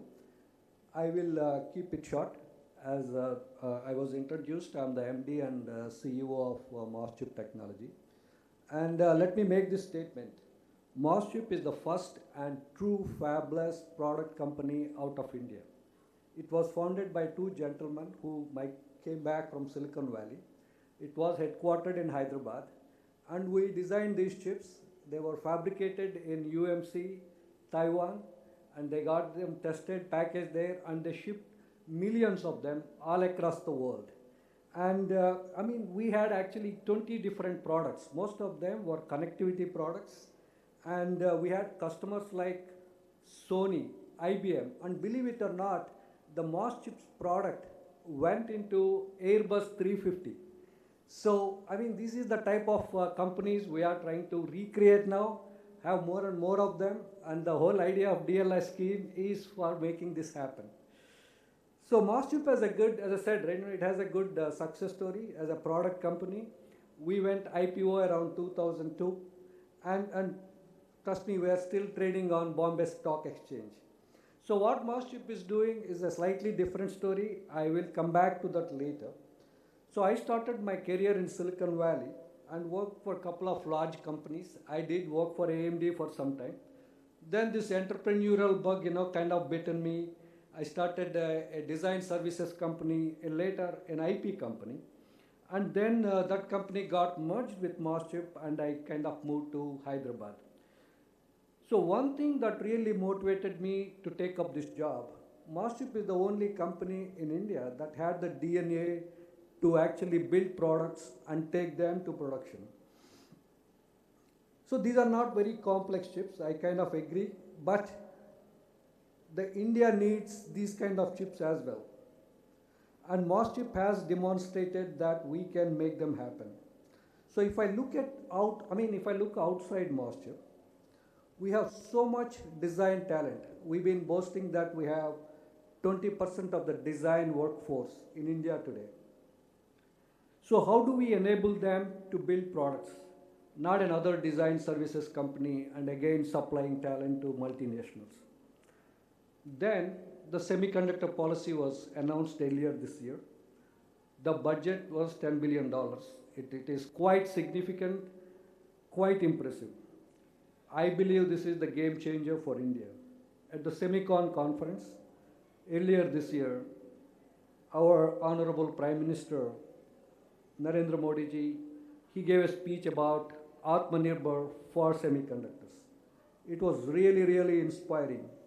And our Honorable MOS Rajiv Chandrasekhar ji was there at the conference all 3 days, and he was sitting in the front row and listening to every presentation. That showed the commitment from the government, in my opinion. So when I moved to India, I thought I would stay here for 2-3 years and check it out and head back to Silicon Valley. But now I decided I am extending my stay here. This is the time for India, and we will make these things happen. See, we know that most of the $10 billion budget, it is targeted towards manufacturing. I mean, we like to have these latest and greatest technology, I mean, the fabs in India. But let's not worry about them too. So fabless scheme, I mean, the fabless startups and the DLI scheme, in my opinion, that's the perfect answer. But now the biggest challenge is really implementing it. See, the first debate I'm having with my industry colleagues, what kind of startups the government should really fund and support. So I don't think we should go after, this is again my personal opinion. See, I don't think we should go after the next generation AI startups or the data center CPUs type of chips. Let the big boys worry about them. See, let's look at the top 100 semiconductor chips that are being imported in India today. I mean, I think the MIT has been collecting that data. They are kind of, maintaining it.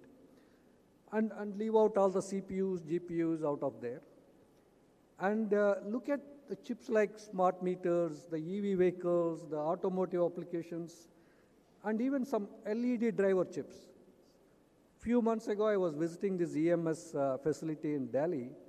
The whole assembly line was kind of waiting for an LED driver chip from China. So why can't we do those chips?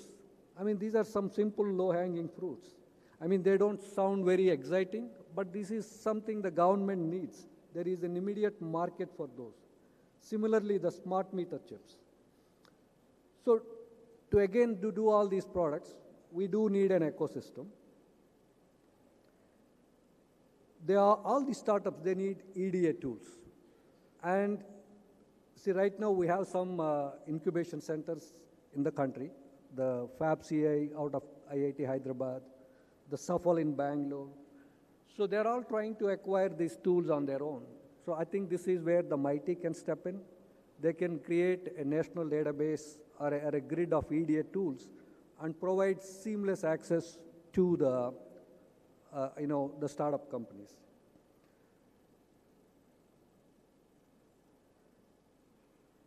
Then again, we've been talking about the seed funding. I mean, the government, yes, it is, the DLI scheme is very supportive, but it can be like, you spend first, I reimburse later. That's when, if an experienced engineer coming out of the, leaving a very cushy job and doing a startup, he will definitely need some funding. And I think that is where the government can also help and provide at least access to the VCs who are willing to support these startups. The traditional VCs from Silicon Valley or Sand Hill Road, they may not be interested in doing something like that, and that's where we will be needing the government support. At the same time, I mean, this is the personal experience I'm having. So let's say we design a chip, we get it fabricated outside, but there is still a lot of work left. We need to get it packaged, tested, and release it to production. That's where an OSAT in India can really help. That's where we need some infrastructure. So this is again, a thing that government is actively working and helping us. So this Atmanirbhar for the day-to-day chips, it's really very much needed, very exciting. But India also should focus on chips that are, serious importance for our national security. The NSM, for example, the National Supercomputing Mission, it is a great idea. The CDAC has done a tremendous job in building our own supercomputers. So they're also working on a high-performance computing chip. It's a very exciting, very high-performance processor. It is using ARM9 cores, 96 of these cores, and very high-performance, high-speed interfaces, and trying to build this chip using TSMC 5 nanometer process.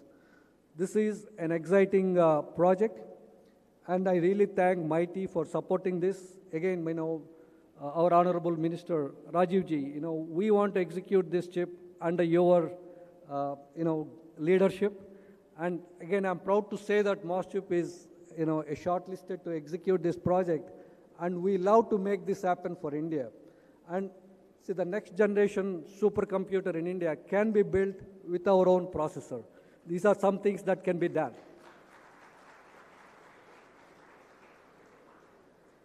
So just want to make one last point. Most of these chips I talked about, as I said, they don't need a 5 nanometer or 7 nanometer chips. We need some mixed signal fabs that can do these chips. And we have Semiconductor Complex Limited. The first fab in India, it is there, still there.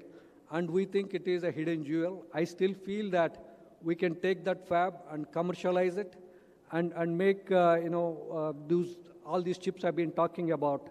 They need, they can be done a simple 180 nanometer process. And this is where, again, I feel the MIT should step in and look at the possibility to use these fabs to support the startups that are using the DLI scheme. So with that, I like to summarize. DLI scheme is a fantastic idea. It helps us to create fabless startups that can address domestic needs. And again, if the product is good enough, it can go and compete worldwide. There is no doubt in it, and we can create those products. So I request our top design talent in the country to seriously look into it. And let's focus on an ecosystem to create access to EDA tools, access to the fabs. I mean, until we have our own fabs in the country, to get them test chips, MPWs. This is all, very much needed for the DLI scheme to be successful. So with that, I thank our Honorable Minister of State, Rajiv Chandrasekharji, and MIT for giving me this opportunity. It's been an honor. Thank you, and Jai Hind. Thank you so much. We're going to quickly delve into the next segment, which is, of course, the unveiling of the NAVIC receiver chipset. And I'm going to take a couple of quick seconds to tell you about the NAVIC chipset, which was developed partly because access to foreign government-controlled global navigation satellite systems is not guaranteed in hostile situations, as happened to the Indian military in 1999, when the vital data controlled by foreign satellites were denied during the Kargil war. To avoid occurrences of such a situation in future, ISRO has installed constellation of satellites in the orbit with the operational name NAVIC, which was dedicated to the nation by the Honorable Prime Minister of India in 2016. With the financial support of the Ministry of Electronics and IT, ISRO has developed the indigenous NAVIC receiver Accord. Accord has designed it and developed the chipset for the NAVIC receiver, which has been tested and qualified by ISRO and is now ready to be deployed, ladies and gentlemen, in the Indian commercial market. Without further delay, I'd like to invite Shri Nilesh Desai ji, Director of SAC, ISRO, and Shri Narayan Rao ji, Vice President, Accord Software and Systems, on the stage along with our Honorable Minister to kindly unveil the ISRO tested and qualified NAVIC receiver chipset ready to be deployed to the commercial markets and to serve India. Ladies and gentlemen, let that applause keep going. It's a very beautiful moment for us. The NAVIC receiver chipset now ready to hit the commercial market and serve India.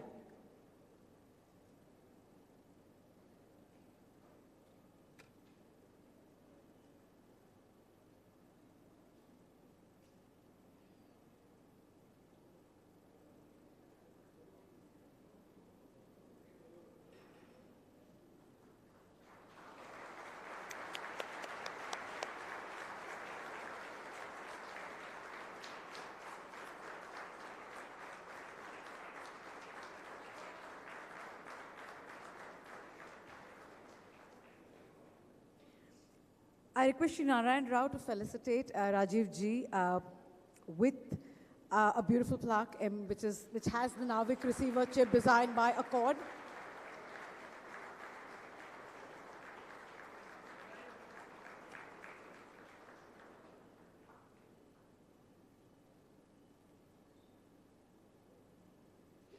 And I also request Shri Narayan Rao sir once again to kindly felicitate Shri Nilesh Desai ji for the support extended by ISRO for the development of the NAVIC receiver chip. ISRO, thank you.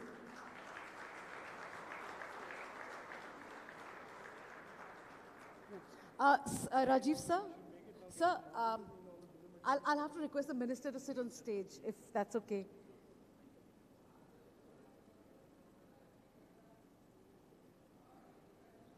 Few minutes if you can sit on stage, yes. because the process now involves you felicitating HNI. So if you could, yes, sir. Thank you so much. Thank you so much for your patience. We're delving into the next segment, which is a very exciting segment. A lot of you have been waiting for where we are looking at felicitating and thanking some of the people who are making some amazing contributions to the startups scene in the country. Gujarat has been a leader in developing a startup ecosystem for students and entrepreneurs. In the state startup ranking by DPIIT Government of India, Gujarat has emerged as the #1 state, ladies and gentlemen. I repeat, Gujarat has emerged as the #1 state and was designated as the best performing state for the 3rd consecutive year since 2018. And it's indeed an honor. A lot of these people who are being felicitated today are people we have seen in this university who are doing some amazing work with the youngsters. New India for Young India. Also, we have our own minister who has traveled all around the state to help create an ecosystem that encourages startups, people, communities, and culture. To talk further on that, I'm going to invite Shri Hiranmay Mahata, who is a CEO of iHub. Is Sir there? Yes, he's there. Sir, over to you to explain this process in detail. Thank you so much, ma'am. Respected Honorable Union Minister Rajiv Chandrasekharji, distinguished guests from Department of MIT, Government of India and Government of Gujarat, all young innovators and startups. It's a great privilege for Government of Gujarat to host the first roadshow of this magnitude and this quality here today, and blessed by none other than Rajiv Chandrasekharji. Sir, it has been a great privilege for Department of Education, Government of Gujarat to have your blessings since last couple of months. Sir has been visiting almost, if I say 10 districts of Gujarat, 25 programs he have done across Gandhinagar, Ahmedabad, Baroda, Surat, Bhavnagar, Anand, almost every nook and part of the state. He met around 20,000 young people, innovators, entrepreneurs, inspired them. And while doing so, he has been giving not only blessings, he has been giving ideas for all of us to pursue. And one of the ideas that he gave in his recent interaction with young entrepreneurs in Surat was, can we anticipate our local high net worth individuals, local industry people, also taking step in investing in local startups. And I'm happy to inform Sir and all August audience here that within 2 months, 15 of them have come forwarded from Baroda, Ahmedabad, Rajkot, and Surat. And today, they have committed and placed 1,500 crores of their own money to invest in Gujarat-based early-stage startup companies. Just to elaborate that, today in the audience, we have more than 100 SMEs also, people represented from different value chain of semiconductor industries, and also many young entrepreneurs. We have been taking very bold steps in the government of Gujarat to support entrepreneurs. From 2010 to 2015, the first capital that our young entrepreneurs accessed in the state called social capital. I can see a lot of president of industry chambers present here who lend their social equity as a capital to all our young entrepreneurs to go forward. And Gujarat was the first state to introduce the seed fund policy in 2015, even before the Startup India was launched. I'm happy to mention that the second capital which we augmented in the ecosystem was the grant capital. So 2015 to 2022, Government of Gujarat has disbursed more than 700 crores of grants. These are taxpayers' money given to young startups across the state. And now, taking inspiration from Honorable Prime Minister's vision of Startup India and the inspiration that we derived from the 25 interactions from Rajivji across the state, we are moving into the third capital called risk capital. And literally taking responsibility from the advices that Honorable Minister gave to all the industry bodies. When he got consent from all these 15 entrepreneurs from across the state, pleasing that we will give 1,500 crores of grant investment support, it was probably the first of its kind such efforts by a community in any state in the country. So I thank all of you to coming forward and assuring us that you will be supporting young startups. Just to give a glimpse of the interaction of Honorable Union Ministers with all the entrepreneurs in the last 25 visits, may I request the console team to play a little video, please. अभी picture बाकी है, main picture बाकी है।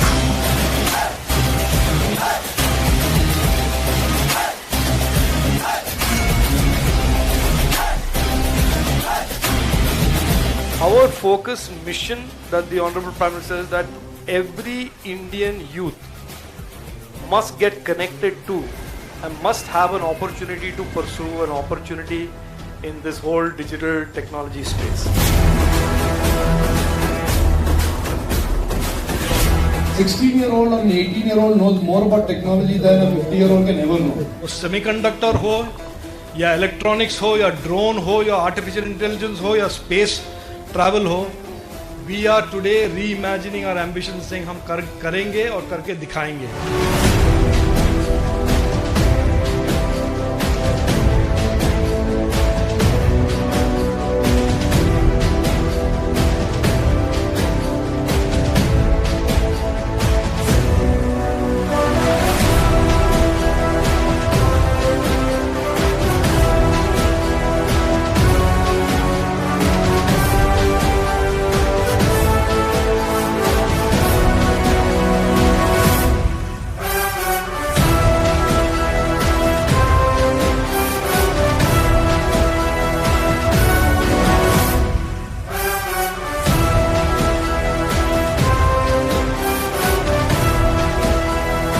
सारे जहां से अच्छा digital India हमारा. Thank you so much, sir. Now may I request the audiovisual team to play the plays video of all the investors who are physically present here also about their commitment to bring together 1,500 crores of their own money to support the startup ecosystem.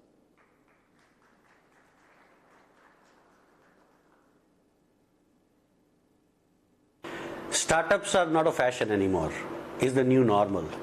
I remember these words from Sri Rajiv Chandrasekhar when he was in Ahmedabad.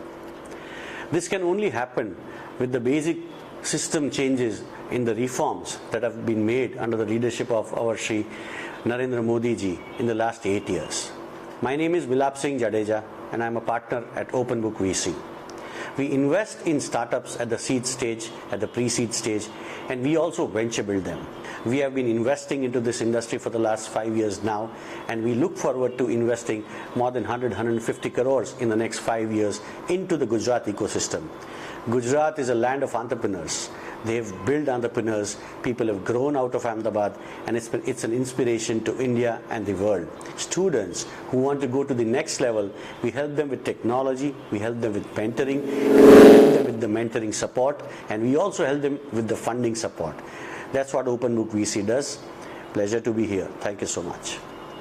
Hi friends, myself Umesh Uttam Chindani, and I am the co-founder with DevX Venture Fund. We primarily are a managed and a co-working space provider. Along with that, we are a micro VC arm as well, wherein we invest into early stage B2B tech startups. That is our core focus. We invest into founders and not the businesses. We ourselves are a startup as an organization and even as a fund. So we invest into those ventures which are looking to scale up in a very short time span. Some of the sectors that are very close to our heart are fintech, B2B SaaS platforms. We are very keen on health tech nowadays. We have a dedicated accelerator program for prop tech ventures, and we also invest into D2C founders. The total corpus that we invest year on year is anywhere between 8 to 10 startups. In terms of value, it falls anywhere between 75 lakhs to 1.25 CR per startup, and across the 5 years horizon we are looking to invest 50 to 65 CR in the ventures that we would be investing into. So along with a micro VC equity arm, we are coming up with the first from the state of Gujarat, a venture debt fund. It would be a registered CAT2 SEBI-registered fund, and the investment thesis would be wherein we would be participating or co-investing along with other debt funds or banks and NBFCs in Series A or Series B startups.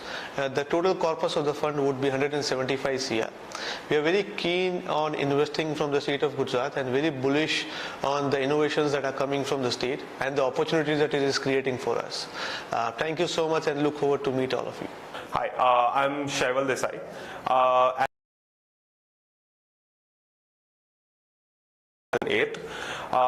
We invest across stages, એટલે એવું નથી જોતા કે particular stage, but generally અમે લોકો post revenue આવતા હોઈએ છીએ. our focus has always been startups in either SaaS or direct to consumer.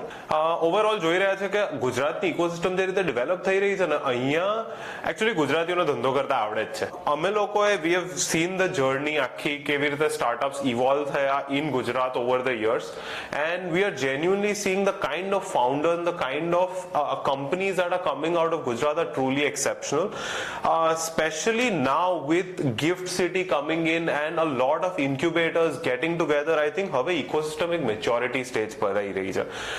ઇન્ડિયામાં ગુજરાતમાં ઓલવેઝ ડેવલપમેન્ટ અને આજુબાજુની ટેલેન્ટ હતી જ, પણ હવે આઈ થિંક સરખી રીતે એ બધા ભેગા થઈ અને we are trying to create a larger ecosystem play out here, અને આઈ થિંક એ થઈ પણ રહ્યું છે. We like building revenue first from day one, right? Profits might follow, that's okay, but at least revenue focus to hoવું જ જોઈએ. Looking to deploy roughly $25 to $30 million in the next 2 to 3 years in startups across the state, but state is our primary focus. Myself, Kedar Dave. I'm a co-founder of ShuruUp. ShuruUp is a digital funding platform. We are based at Ahmedabad. ShuruUp helps startup investment for the startup ecosystem. So far we have done 7 transactions where the amount has been raised is around 8 crore rupees. What we have seen in recent time that startup ecosystem has brought so many investment opportunity to the different segment of the investors. Looking at the market for the next 5 to 10 years, we believe startups will be a mainstream investment opportunity for a lot of new investors who are yet not participated in the ecosystem. Knowledge contribution plus the great financial support also coming from the government to the startup ecosystem.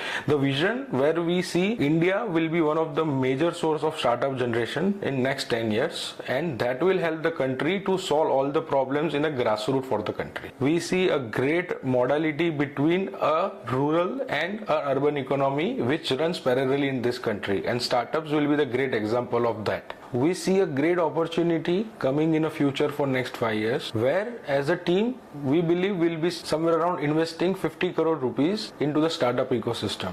Greetings from Ethics Venture. I am Sanket Shah. I am founder and director of Ethics Venture, a part of Ethics group of companies. Under Ethics Venture, we are anticipating to support nearly 100 startups in next 5 years through our services as well as through a funding whatever is required. Gujarat ecosystem has grown and now reached to a somewhere near maturity. Some of the startups, the quality of the startups, quality of entrepreneurs, quality of incubators as well as few accelerators are working at par with some of the largest cities like Bombay, Delhi and Bangalore.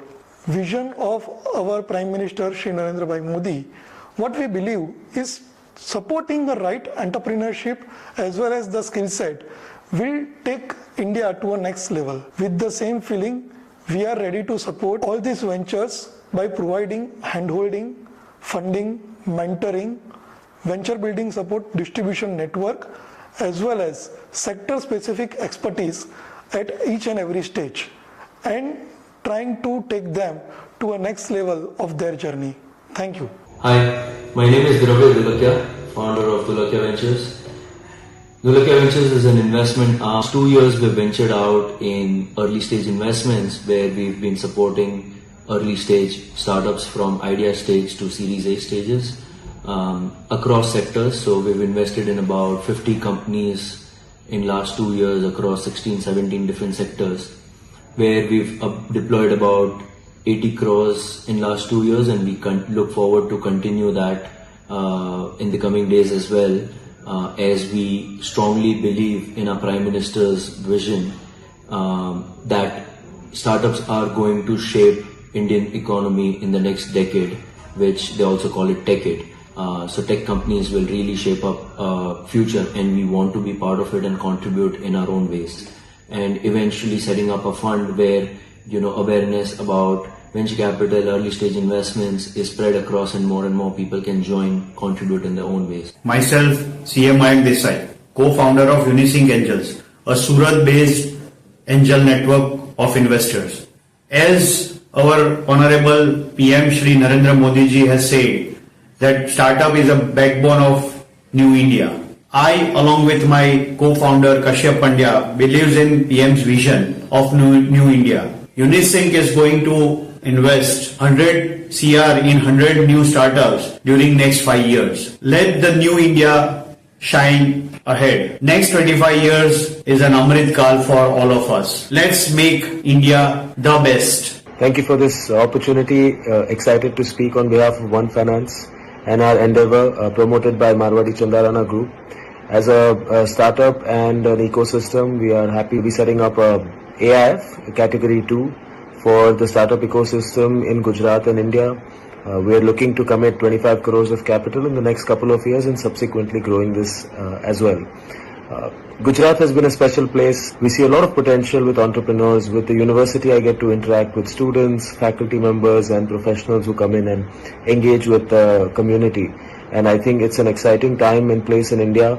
Government of India with PM Narendra Modi ji has done some tremendous work in the past few years, and Gujarat is a case study. Since 2016, startup funds, ecosystems have been developed within the state, and Gujarat has one of the only non-academic institutions as Gujarat Venture Fund Limited, and entities like iHub have really accelerated the pace of growth, and I'm happy to be contributing in this direction from the group and so forth. And we are happy to be contributing as part of the AIF for India's next 10 years of growth from a $3 trillion economy to a $10 trillion economy.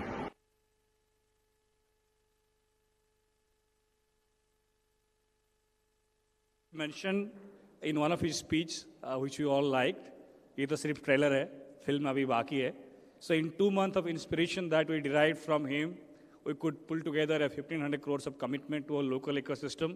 Sir, I commit on behalf of Government of Gujarat and all in the ecosystem that we will scale it up not only linearly, but will also follow more scale and also make it more geometric in days to come. Thank you so much, sir. Rajiv ji, we will do this fast because I would love to open the floor for Q&A as well. So we'll start with the felicitation process, and I'm going to go in the order given to me. This is to thank and just say, please do the brilliant work that you're doing by funding more startups. A moment to felicitate all the HNIs or the family offices that have committed to support startup ventures in Gujarat. I'm going to start first with kindly inviting Shri Milapsi Jadeja from Ahmedabad, who's committed 150 crore rupees under the venture name Open Book VC for startups across the sector. Ladies and gentlemen, Milapsi Jadeja ji. Yaar, is 150 crore rupees, Talia should definitely be worth that. Maybe he'll end up funding your startup.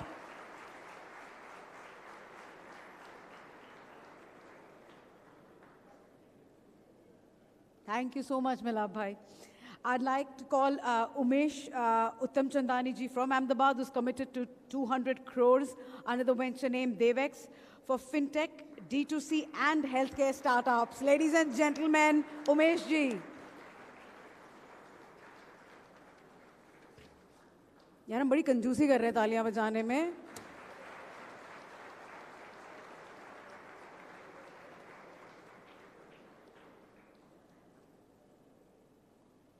Thank you. Next, I'd like to call Mayank Desai ji from Surat, who's committed to 100 crores under the venture name Unisync Angels for startups across the sector.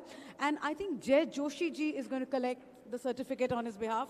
Ladies and gentlemen, yeah, no problem.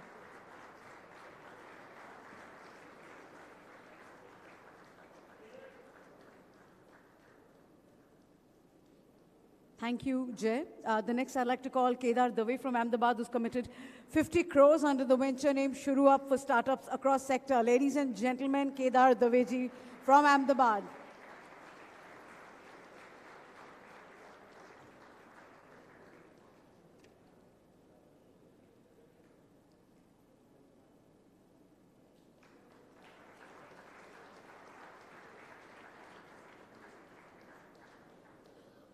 The next I'd like to call to receive the certificate is Dravya Dholakia ji from Surat, who's committed 200 crores under the venture name Dholakia Venture Fund for startups across the sector. All the way from Surat, ladies and gentlemen, Dravya bhai.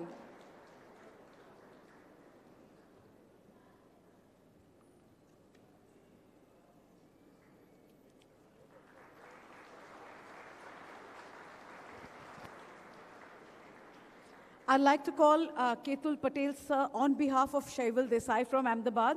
Shaival Desai and his office has committed 200 crores under the Desai Family Office for startups across the sectors in Gujarat.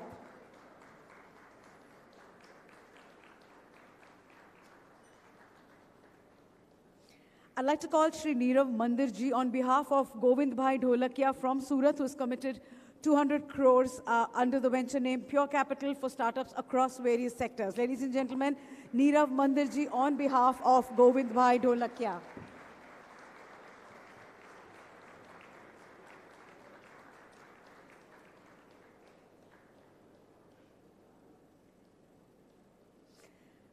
I'd like to call Saket Shahji and Mr. Bipin from Ahmedabad, who've committed to 100 crores under the venture name Ethics Ventures for startups across various sectors. Ladies and gentlemen, we're coming towards the end, so I guess let's keep up the energy going.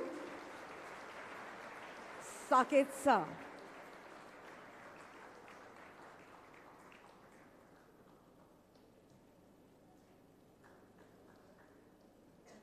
The next I'd like to call Shri Jeet Marwadi ji from Rajkot, who's committed 200 crores under the Marwadi Fund for startups across sectors. Ladies and gentlemen, the very young Jeet Marwadi.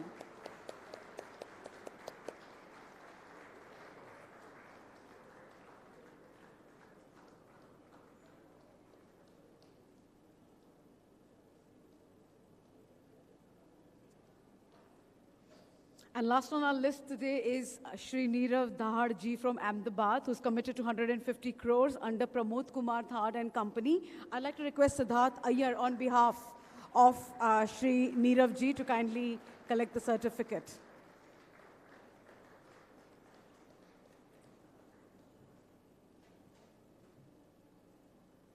Thank you so much. And Rajiv ji, would you permit us a few quick question and answer sessions if you're okay with that? Yeah? Volunteers, if the mic's ready, this is your chance to ask the Minister of State directly. My only request, however, sir, if you may permit me, is to kindly ask questions and not comment for too long so that we can respect and take as many questions as possible. तो जितना तारीफ और appreciation करना है आप Twitter पे कर लीजिए. यहाँ please अपने विचारों को सीमित रखिए, सवाल पूछिएगा. This is a brilliant opportunity. So just raise your hands and we will take up the questions from the audience right now. The gentleman in grey. You're fine, sir? Hello. Yes. Thank you for announcing this scheme. My name is Jay Desai. I am co-founder and CEO of Sparrowtail Technologies. We are a privacy tech. We are working on technologies which can enable customer-managed encryption keys and passwordless authentications. Right now, we are... yes, right now we are importing this key from Germany, which is used as a part of our hardware integration. So I am very positive about the scheme that you announced. Till then, is there any way that we can get any subsidies or anything to import this without any custom duties in India? Question अच्छा है लेकिन गलत जगह पे पूछ लिया आपने. I know, sir. आपको प्री बजट डिस्कशन में जब को आपको इनविटेशन मिलेगा वहाँ पर पूछना चाहिए. यहाँ पर this is a program to design chips in India so that you don't have to import anything in the future. Yes. तो ये थोड़ा अलग conversation हो रहा है यहाँ पर. But your point about if you can send me a note, I'll certainly ask my team to take it up with the Ministry of Finance or whoever is responsible. Definitely, sir. I would be happy to do that. How can I get in touch? Well, you'll find somebody. Okay, thank you. Yeah, I think I should have also mentioned that questions appropriate for the occasion should be asked. But આપણે ગુજરાતી તો chance તો આપણે કરવાનું try. But thank you so much for that. Could we also have people with the mic sort of go? There are a lot of people in front asking questions. I see a gentleman in white. Yes, sir. We'll go to the lady as well after that. So, good afternoon, sir. I'm Haseen Vaidya. Sir, can I request you to kindly keep the mic a little closer and speak loudly? Yeah. So, am I audible now? Yeah. Better. So, good afternoon, sir. I'm Haseen Vaidya, founder of Edge Vision and Innovations LLP. So, recently we have developed an assistive technology for the blind and visually impaired people. And we have also started the R&D for the digital currencies also. So, my question is to you that while we were working for our product, we had to import many products from the foreign manufacturers, like some sensors, microcontrollers, batteries, and etc. So my question is to you that India इसमें कब तक आत्मनिर्भर बन पाएगा ये sector? ये तो आप और हम तय करेंगे आज. Depending on how many people decide that they want to take the plunge and become another Ashish, become another Neil, become another Narayan, become another, Parag. The more young Indians start getting into areas of designing, could be drivers, could be, more complex chips, the more we will become Atmanirbhar. ये 2021 दिसंबर में प्रधानमंत्री मोदी जी ने एक train शुरू कर दिया है semiconductor में आत्मनिर्भरता का. तो इसमें जितने ज़्यादा पैसेंजर्स होंगे उतने ज़्यादा इनोवेशंस होंगे. तो इसीलिए तो ये रोड शो कर रहे हैं कि आज के बाद 10, 15, 20, 50 लोग आज तय कर लें कि हमें भी भारत के लिए, दुनिया के लिए फ्यूचर आईसीज डिज़ाइन करने हैं, फ्यूचर सॉल्यूशंस डिज़ाइन करने हैं. वो किस स्पेस में करें, कैसे करें, that will depend on their capabilities. But it is clear in my mind, and I said it in my presentation, that the next 10 years, as the Honorable Prime Minister said, is India's decade. And while we will do many things around the internet, while we will do many innovations in AI, we will also be innovating in the area of semiconductor design. There will be many devices that will come out, either co-developed by Indian startups or developed by Indian startups, that will be shaping the technology ecosystem in the coming decade. ये तो मान के चलिए, अभी यहाँ से कितने लोग होंगे, बेंगलोर से कितने लोग होंगे, दिल्ली से कितने लोग होंगे, that only time will tell. But we will work very hard. Prime Minister Narendra Modi ji and his team will work very hard to make sure as many people who want to be successful in this, we help them to the maximum to be successful. Thank you, sir. The lady there with the pink dupatta. So we're coming here, for sure, sir. We will come there. Hello, sir. This is Shweta, founder of Subotech Education Private Limited. We are a research and development organization in the fields of brainwave neuroplasticity and cognitive skills. So, in short, we have created such a test and devices which runs by only your brain. So that's the future design and future technology we are talking about. I know, Preeti ma'am, you said that appreciation on Twitter, but I want to appreciate this SemiconIndia. So, sir, right now, what we are doing is we are using the brainwave band, and we are purchasing that band from USA. So once, if we part of this SemiconIndia, then we can create our own prototype band and manufacture it, and we come down the price of 1/3. And also, as an early startup, it will be very beneficial. We can come down we can save the time and money. So thank you so much. My question is that how can easily and fastly we can part of this SemiconIndia, sir? It's very easy. First of all, thank you for the compliments and thank you for the support. There is a link on the last slide of my presentation. There is a link. I think if I remember right, it's futuredesign.semiconindia.org. Please go there. Please register it. I will show you how, to give you an example of how responsive we are. Day before yesterday in the evening, I got a message from somebody कि कोई WhatsApp group में, एक chat group में, कोई youngster in Trivandrum was saying कि मेरा application भेज दिया है, लेकिन there has been no response from the government. In 24 hours, we have responded, we have met, we have spoken, and we are now in discussions about whether his proposal for a device merits the support from the government of India. So we will be very responsive because this is our job. Our job is to ensure that, our mission is to ensure that, and this is the mission that the Honorable Prime Minister has given us, that over 100 to 200 young Indians start device startups in India. And so if we don't do that, we are not successful, as in I personally and my team who's sitting here. And we very much would like to be successful. And we would like to be successful when you are successful. Thank you so much, sir. And I think we will keep the link towards the end for all those who want to sort of take a photograph of it. We will do that. Yes, yes, sir. Also, could the mic team come here in front? Namaskar, sir. Hardik from Aristi Infolab. Yeah. So, sir, we are working into cybersecurity of Industry 4.0. So, till 2020, most of the cybersecurity startups were doing research in, software. But now, by putting up this kind of scheme, we can spread our wings into the space of hardware as well. So, is there any possibility we are going to incentivize or cybersecurity in hardware part in the cybersecurity domain? No, so I think what you're saying is in the electronic systems design side, do we have any scheme right now? Yeah. We have some programs which are more R&D, which are not to do with product design per se. This scheme is to do with device design, as you understood that, SemiconIndia Future Design.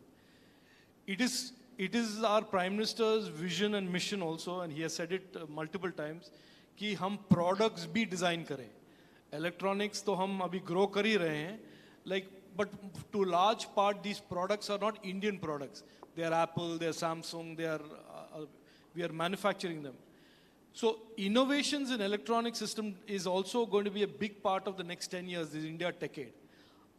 Today there is no incentive plan, there is no program, but we have an R&D budget. If you have an excellent idea through iHub or through directly, you can approach us. If it is something in the space that we are focused on as a nation, we will certainly support. But there is no scheme comparable to this. But that doesn't mean we cannot support. We will find a way to support. Thank you. Thank you very much. Also, the team with the mic, there's a gentleman in blue in the second row who's been raising his hand for quite some time now. Anyone else behind? Okay. No problem, sir. We'll till the mic comes there. Please. Namaste, sir. I am Ghanshyam from Vishwakarma Government Engineering College. Out of 76,000 crores which you are planning to invest in this plan, any plan to invest in academic side to train the quality engineers in this field? Thank you. Absolutely, good question. And I think you heard multiple people say today, both on the videos and people who spoke here, that one of the big advantages India has in the whole semiconductor and deep tech space is talent. But talent to be vectored and to be directed specifically at these opportunities, that is creating deep talent.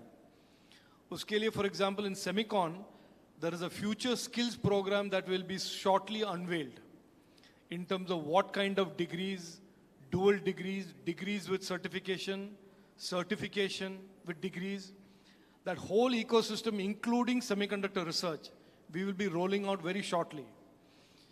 So in our broad proposition and thinking of the Honorable Prime Minister, there is manufacturing and testing capabilities, which is what they say, ATMP or OSAT plus fabs. Then you have design, as you are seeing now today, future design. And you will see future skills, where the entire academic network of the Government of India and in the private university sector will come together around a SemiconIndia future skills blueprint.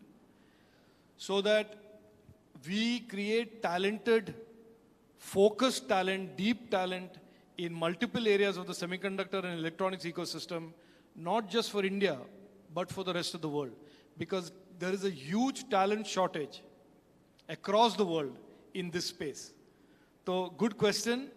And as they say, please stay tuned. In the next 2 weeks, you will see that future skills blueprint being rolled out. Thank you. Sir. Hello. Namaste, sir.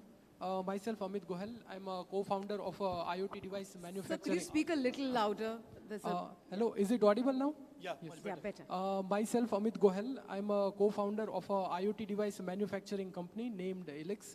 I am also part of an electronics association named Gezia and incubated at iHub.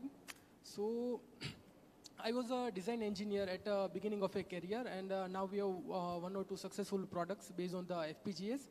So my question is, when we speak semiconductor, it is a VLSI or at least a LSI. So what I want to say is there is a huge market for a discrete semiconductor devices like a resistor, capacitor, inductor or farad beads. So any policy can we see at that, or any sub-policy for those kind of devices for design and manufacturing for MSCs? Like we said, 15 years back, there are I got the question. Okay, thank you. I got the question. तो पहले तो आप मेरे लिए target audience हैं. I want you to also think of semiconductors. So thank you for sitting right in front of me, and listening to this. So that point, please explore also opportunities in the semiconductor VLSI space. And the government will be more than happy to support you if you want to go in that direction. In terms of components, and let's call it components, Prime Minister Modi ji ka vision jo electronics mein hai, it is summarized by a phrase called broaden and deepen. Broaden ka matlab electronics categories hum jahan par we are second in the world. We will now shortly do servers, laptops, tablets. We will do wearables. And deepen means go down and increased value addition. Value addition means components. Components means PCB, discrete components, active, passive components. Uska pura ecosystem khada karne ke liye hum scheme lekar aayenge jarur. Because this is the overall strategy and vision of our Honorable Prime Minister. This will be, as I use the Sabarmati example, these things are systematic, steady expansion of the first layer, which is the platform, the device. वो पिछले 4 साल में we have now reached a good critical mass. Now it's time for us to deepen and broaden. So the world is now increasingly confident that India can be a serious player in the electronics GVC. 66% of the FDI in electronics, just for your information, has come in the last 3 years. इसका मतलब क्या है कि जो पहले जो हमारे देश में इलेक्ट्रॉनिक्स का तबाह हो रखा था, it was completely destroyed. Over the last 5 years, the Prime Minister with his policies has built it back up. And now the world is recognizing it. That is why 66% of the FDI is in the last 3 years, including during COVID. So there will be a scheme. I assure you today, stay in this space that you are. And 2-3 साल के बाद आप इधर आकर आप भी commit करेंगे investment के स्टार्टअप्स के लिए. This is going to be a good business for you. Stay invested, stay connected to iHub and to the government. ये स्कीम आएगा जरूर डिस्ट्रिक्ट कंपोनेंट्स का जल्द आएगा. Thank you, sir. Thank you. We have time for maybe 2 quick questions. Hello. Yes, sir. Yeah. And then there's someone in the last row as well. Yeah. Hello, I'm Himanshu Patel, working in SAC ISRO. I have a question regarding SCL Chandigarh, which was earlier part of DOS and now METI. So, in fact, we had fabricated various indigenous radar ASICs and flown in space also on 180 nanometer technology. So, my question is, what is the plan for future of SCL Fab and how we are going to upgrade to which node? And what is our plan for ASICs for strategic sectors like space and ISRO, like defense, where we should have indigenous foundry for IP cores as well as fabrication? Thank you. The story of SCL, as you know, is also a story of missed opportunities over the last 4 decades, 3.5 decades. And SCL has a lot of very talented engineers and has always been attracting great talent, Indian talent. But lekin jo bhi hai, I don't want to go too much into the past. Previous governments have not made semiconductors and electronics a specific strategic focus. And as a matter of fact, did everything in their power to destroy it by allowing free imports. Prime Minister Narendra Modi ji and our government is very clear. We believe this is a strategic capability. This is a capability and competency that India must build. Electronics ka systematically we have built it. SCL is a very important part of our semiconductor roadmap. वहाँ पर हम modernize करेंगे, उसका node और technology और process हम enhance करेंगे. And around SCL, we believe there is an opportunity of a nice ecosystem to develop, both in terms of innovation and in terms of electronic systems that can come around it. Your other question was, what is the other question? So as you noticed in the videos that were put up, there were 2 very big strategic consumers of high performance semiconductors. One was ISRO and one is the DRDO.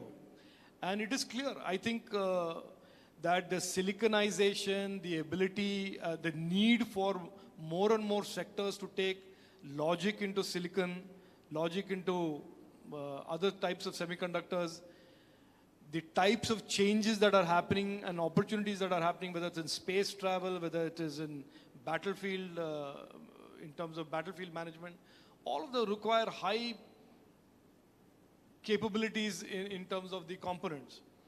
So I don't want to suggest that they are the only customers or the only consumers for this technology, but they represent, as do the server manufacturers, as the laptop manufacturers, or the mobile device manufacturers, and any other application-specific IC consumer. They represent the consume side of semiconductors, the people who have a need for semiconductors. And this ecosystem that we want to build and we are building today, SemiconIndia Future Design, addresses their needs, their requirements as being designed, architected, and built in India. So, the आत्मनिर्भरता का जो call Prime Minister Modi ji ने 2020 में दिया है, that applies very importantly to the semiconductor space and electronic space as well. Sir, can we take 2 more questions, Rajiv sir? Is that okay? 2 more questions. Namaste, sir. My name is Dhruv Pandit, sir. I am the founder of a heritage cyber world. I am in the field of cyber security and forensics since from the 17 years old. And I would like to say that as in being a startup, we are the leading cyber defense company in India since from last 2 years. Every eye-catching cases of India, we have done successfully case investigations with the law enforcement agencies. First of all sir Semicon India की journey में semiconductor आने की वजह से हमको सबसे useful ये होगा, आज हमको डिजिटल फॉरेंसिक लैब है हमारे पास, बट हमको सब कुछ इजराइल से इंपोर्ट करना पड़ा है और वहाँ से हमको tools and hardware tool kits use करने पड़ रहे हैं. Being a semiconductor made in India, सबसे मेन चीज़ होगी हमको कॉस्ट इफेक्टिव होगा और हम लोग खुद के एक टूल्स बना सकते हैं जो लॉ एन्फोर्समेंट के लिए ट्रस्ट वर्दी है. बिकॉज सब जगह जहाँ भी हम लोग फॉरेंसिक करते हैं सबको एक ही डाउट रहता है कि ये डेटा इजराइल तो नहीं जा रहा है. Second thing, sir, as you know, sir, India is the most vulnerable country right now for the cyber crimes, and major cyber attacks are happening in the power, energy, and industrial sectors. So, why can't we, sir, I have one question that why can't we just provide the cyber security to the chips only and incorporate the security on the hardened side, जिससे हमारा जो semiconductor journey है वो ज़्यादा secure हो जाए. कुछ ऐसी सर स्कीम्स हैं जहाँ पे हम लोग फॉरेंसिक्स का इम्प्लीमेंट करके डायरेक्टली सेमीकंडक्टर पे ही सिक्योरिटी को इम्प्लीमेंट कर सकें. So good question, but before that I want to just answer this question on discrete. I've been told that discrete is also permitted under the compound semiconductor, even currently under the 76,000 crore package. तो अगर आपका कोई plan है, even under the current semiconductor package you can apply for it. So just please explore that. हाँ, तो look, ये इसमें दो राय नहीं हो सकता कि हम दुनिया के सबसे कनेक्टेड नेशन बन रहे हैं. 1.2 बिलियन यानी कि 120 करोड़ इंडियंस इंटरनेट से जुड़ेंगे अभी 2 साल में, अगले 2-3 साल में. तो उसका मतलब ये भी है कि जो हमारा पहला नैरेटिव होता था internet is for the good, we have also started realizing there are criminal elements on the internet. They are state actors from across the borders and they are people even within our country. So we understand that. We also know cyber security, and Prime Minister has repeatedly said it is an extremely important focus area क्योंकि हमारे policy objectives for the internet is captured in 3 boundary conditions. Openness, that means the internet should be always open. The internet should be safe and trusted. Safety and trust is the corollary of and reciprocity of cybersecurity. And the third is that the internet should always be accountable to its users. So these are the boundary conditions under which everything we do in the government of India, in Prime Minister Narendra Modi ji's government, flows. You are right, बहुत सालों से cyber security के tools जो थे imported थे. Cyber security के जो situational awareness centres थे, जो SOCs कहते हैं, वो भी मल्टीनेशनल के साथ थे. लेकिन पिछले 3-4 साल में we have built tremendous capability within the government. We are working with a large number of startups. अगर आप स्टार्टअप हो, you are here, you should definitely connect with the ministry. We will definitely work with you and involve you. And we are also working with a large number of academic institutions to develop the next generation of tools and platforms for the situational awareness as well as interdicting on cybersecurity incidents. So if you have got a good company, feel free to please connect with us. Sure, sir. And we will be more than happy to involve you in our collective mission to keep the internet safe and trusted, as the Honorable Prime Minister insists. Thank you, sir. Thank you. Super. We'll take one last question from the young boy there. Good afternoon, sir. Sir, we know that conflict mining... Could you be louder, please? Just thank you. Yeah, sir, we know that conflict mining is a problem in the semiconductor industry. So what is the government's plan to ensure that the raw materials sourced from Africa don't encourage child labor and forced labor? Don't encourage what? I didn't... Child labor and forced labor. Child labor? And forced labor in the mines. It has been observed in the DRC, in the areas... In terms of importing of the rare materials that Yes, are sir. required as inputs into the fabs. Yes, sir. I frankly have not thought about that. That's a good point that you make, but I suspect, and I'm not very well researched on the subject, that the companies that are going to set up fabs and the supply chains that they will use for their fabs will all have to meet ethical and legal standards that are prevailing in India and abroad. So the chances of a fab coming up in Dholera or anywhere in the country that will violate laws are very, very remote. Because if they violate the laws, then they have to pay the consequences. So I would not think that there is too much of an issue there, but I'll certainly take that input from you on board and see what we have to do in our policies to make sure that is 100% protected against. Thank you, sir. Thank you so much. And before I like to call Dr. Sonam for the vote of thanks, I'd like to tell the members of the press that Rajiv ji will be talking to the press behind. So all the members of the press, you can just, the team will usher you to where we've planned the press conference. Thank you so much, audience. I know there are a lot of questions, and I'm sure we can reach out to the minister on the social media with all your questions, comments, which will be wonderful. Keeping complete respect of time, I'd like to now call Dr. Sonam Mansukhani to deliver the vote of thanks from Karnavati University.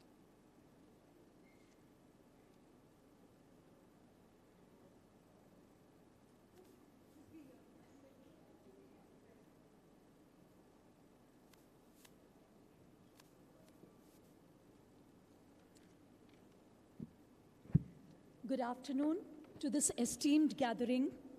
It has indeed been an enriching morning being a part of SemiconIndia future design.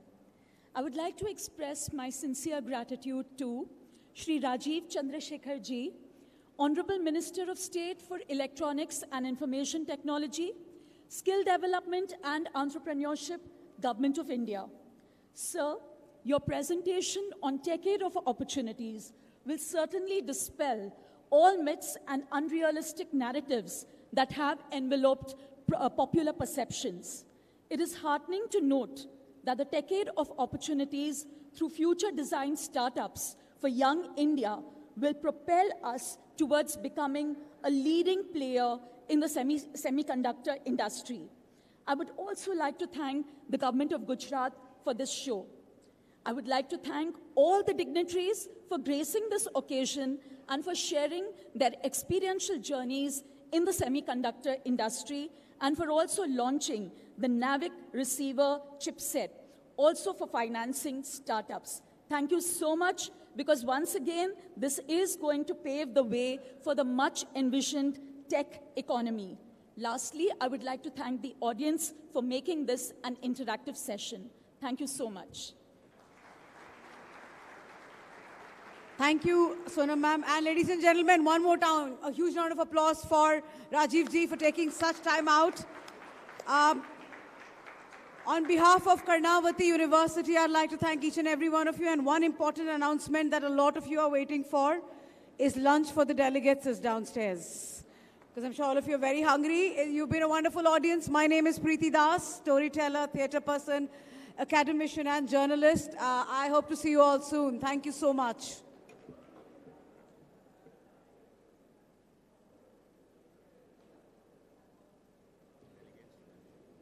Lunch for the delegates is downstairs. Ladies and gentlemen, kindly note, lunch for the delegates is downstairs.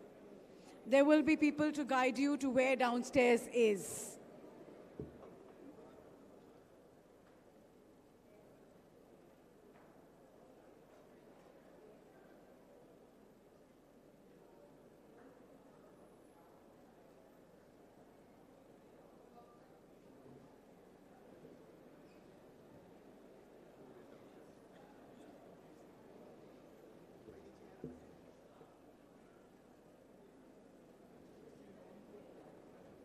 lunch is ready to be served downstairs. जल्दी जाइए नहीं तो खत्म हो जाएगा.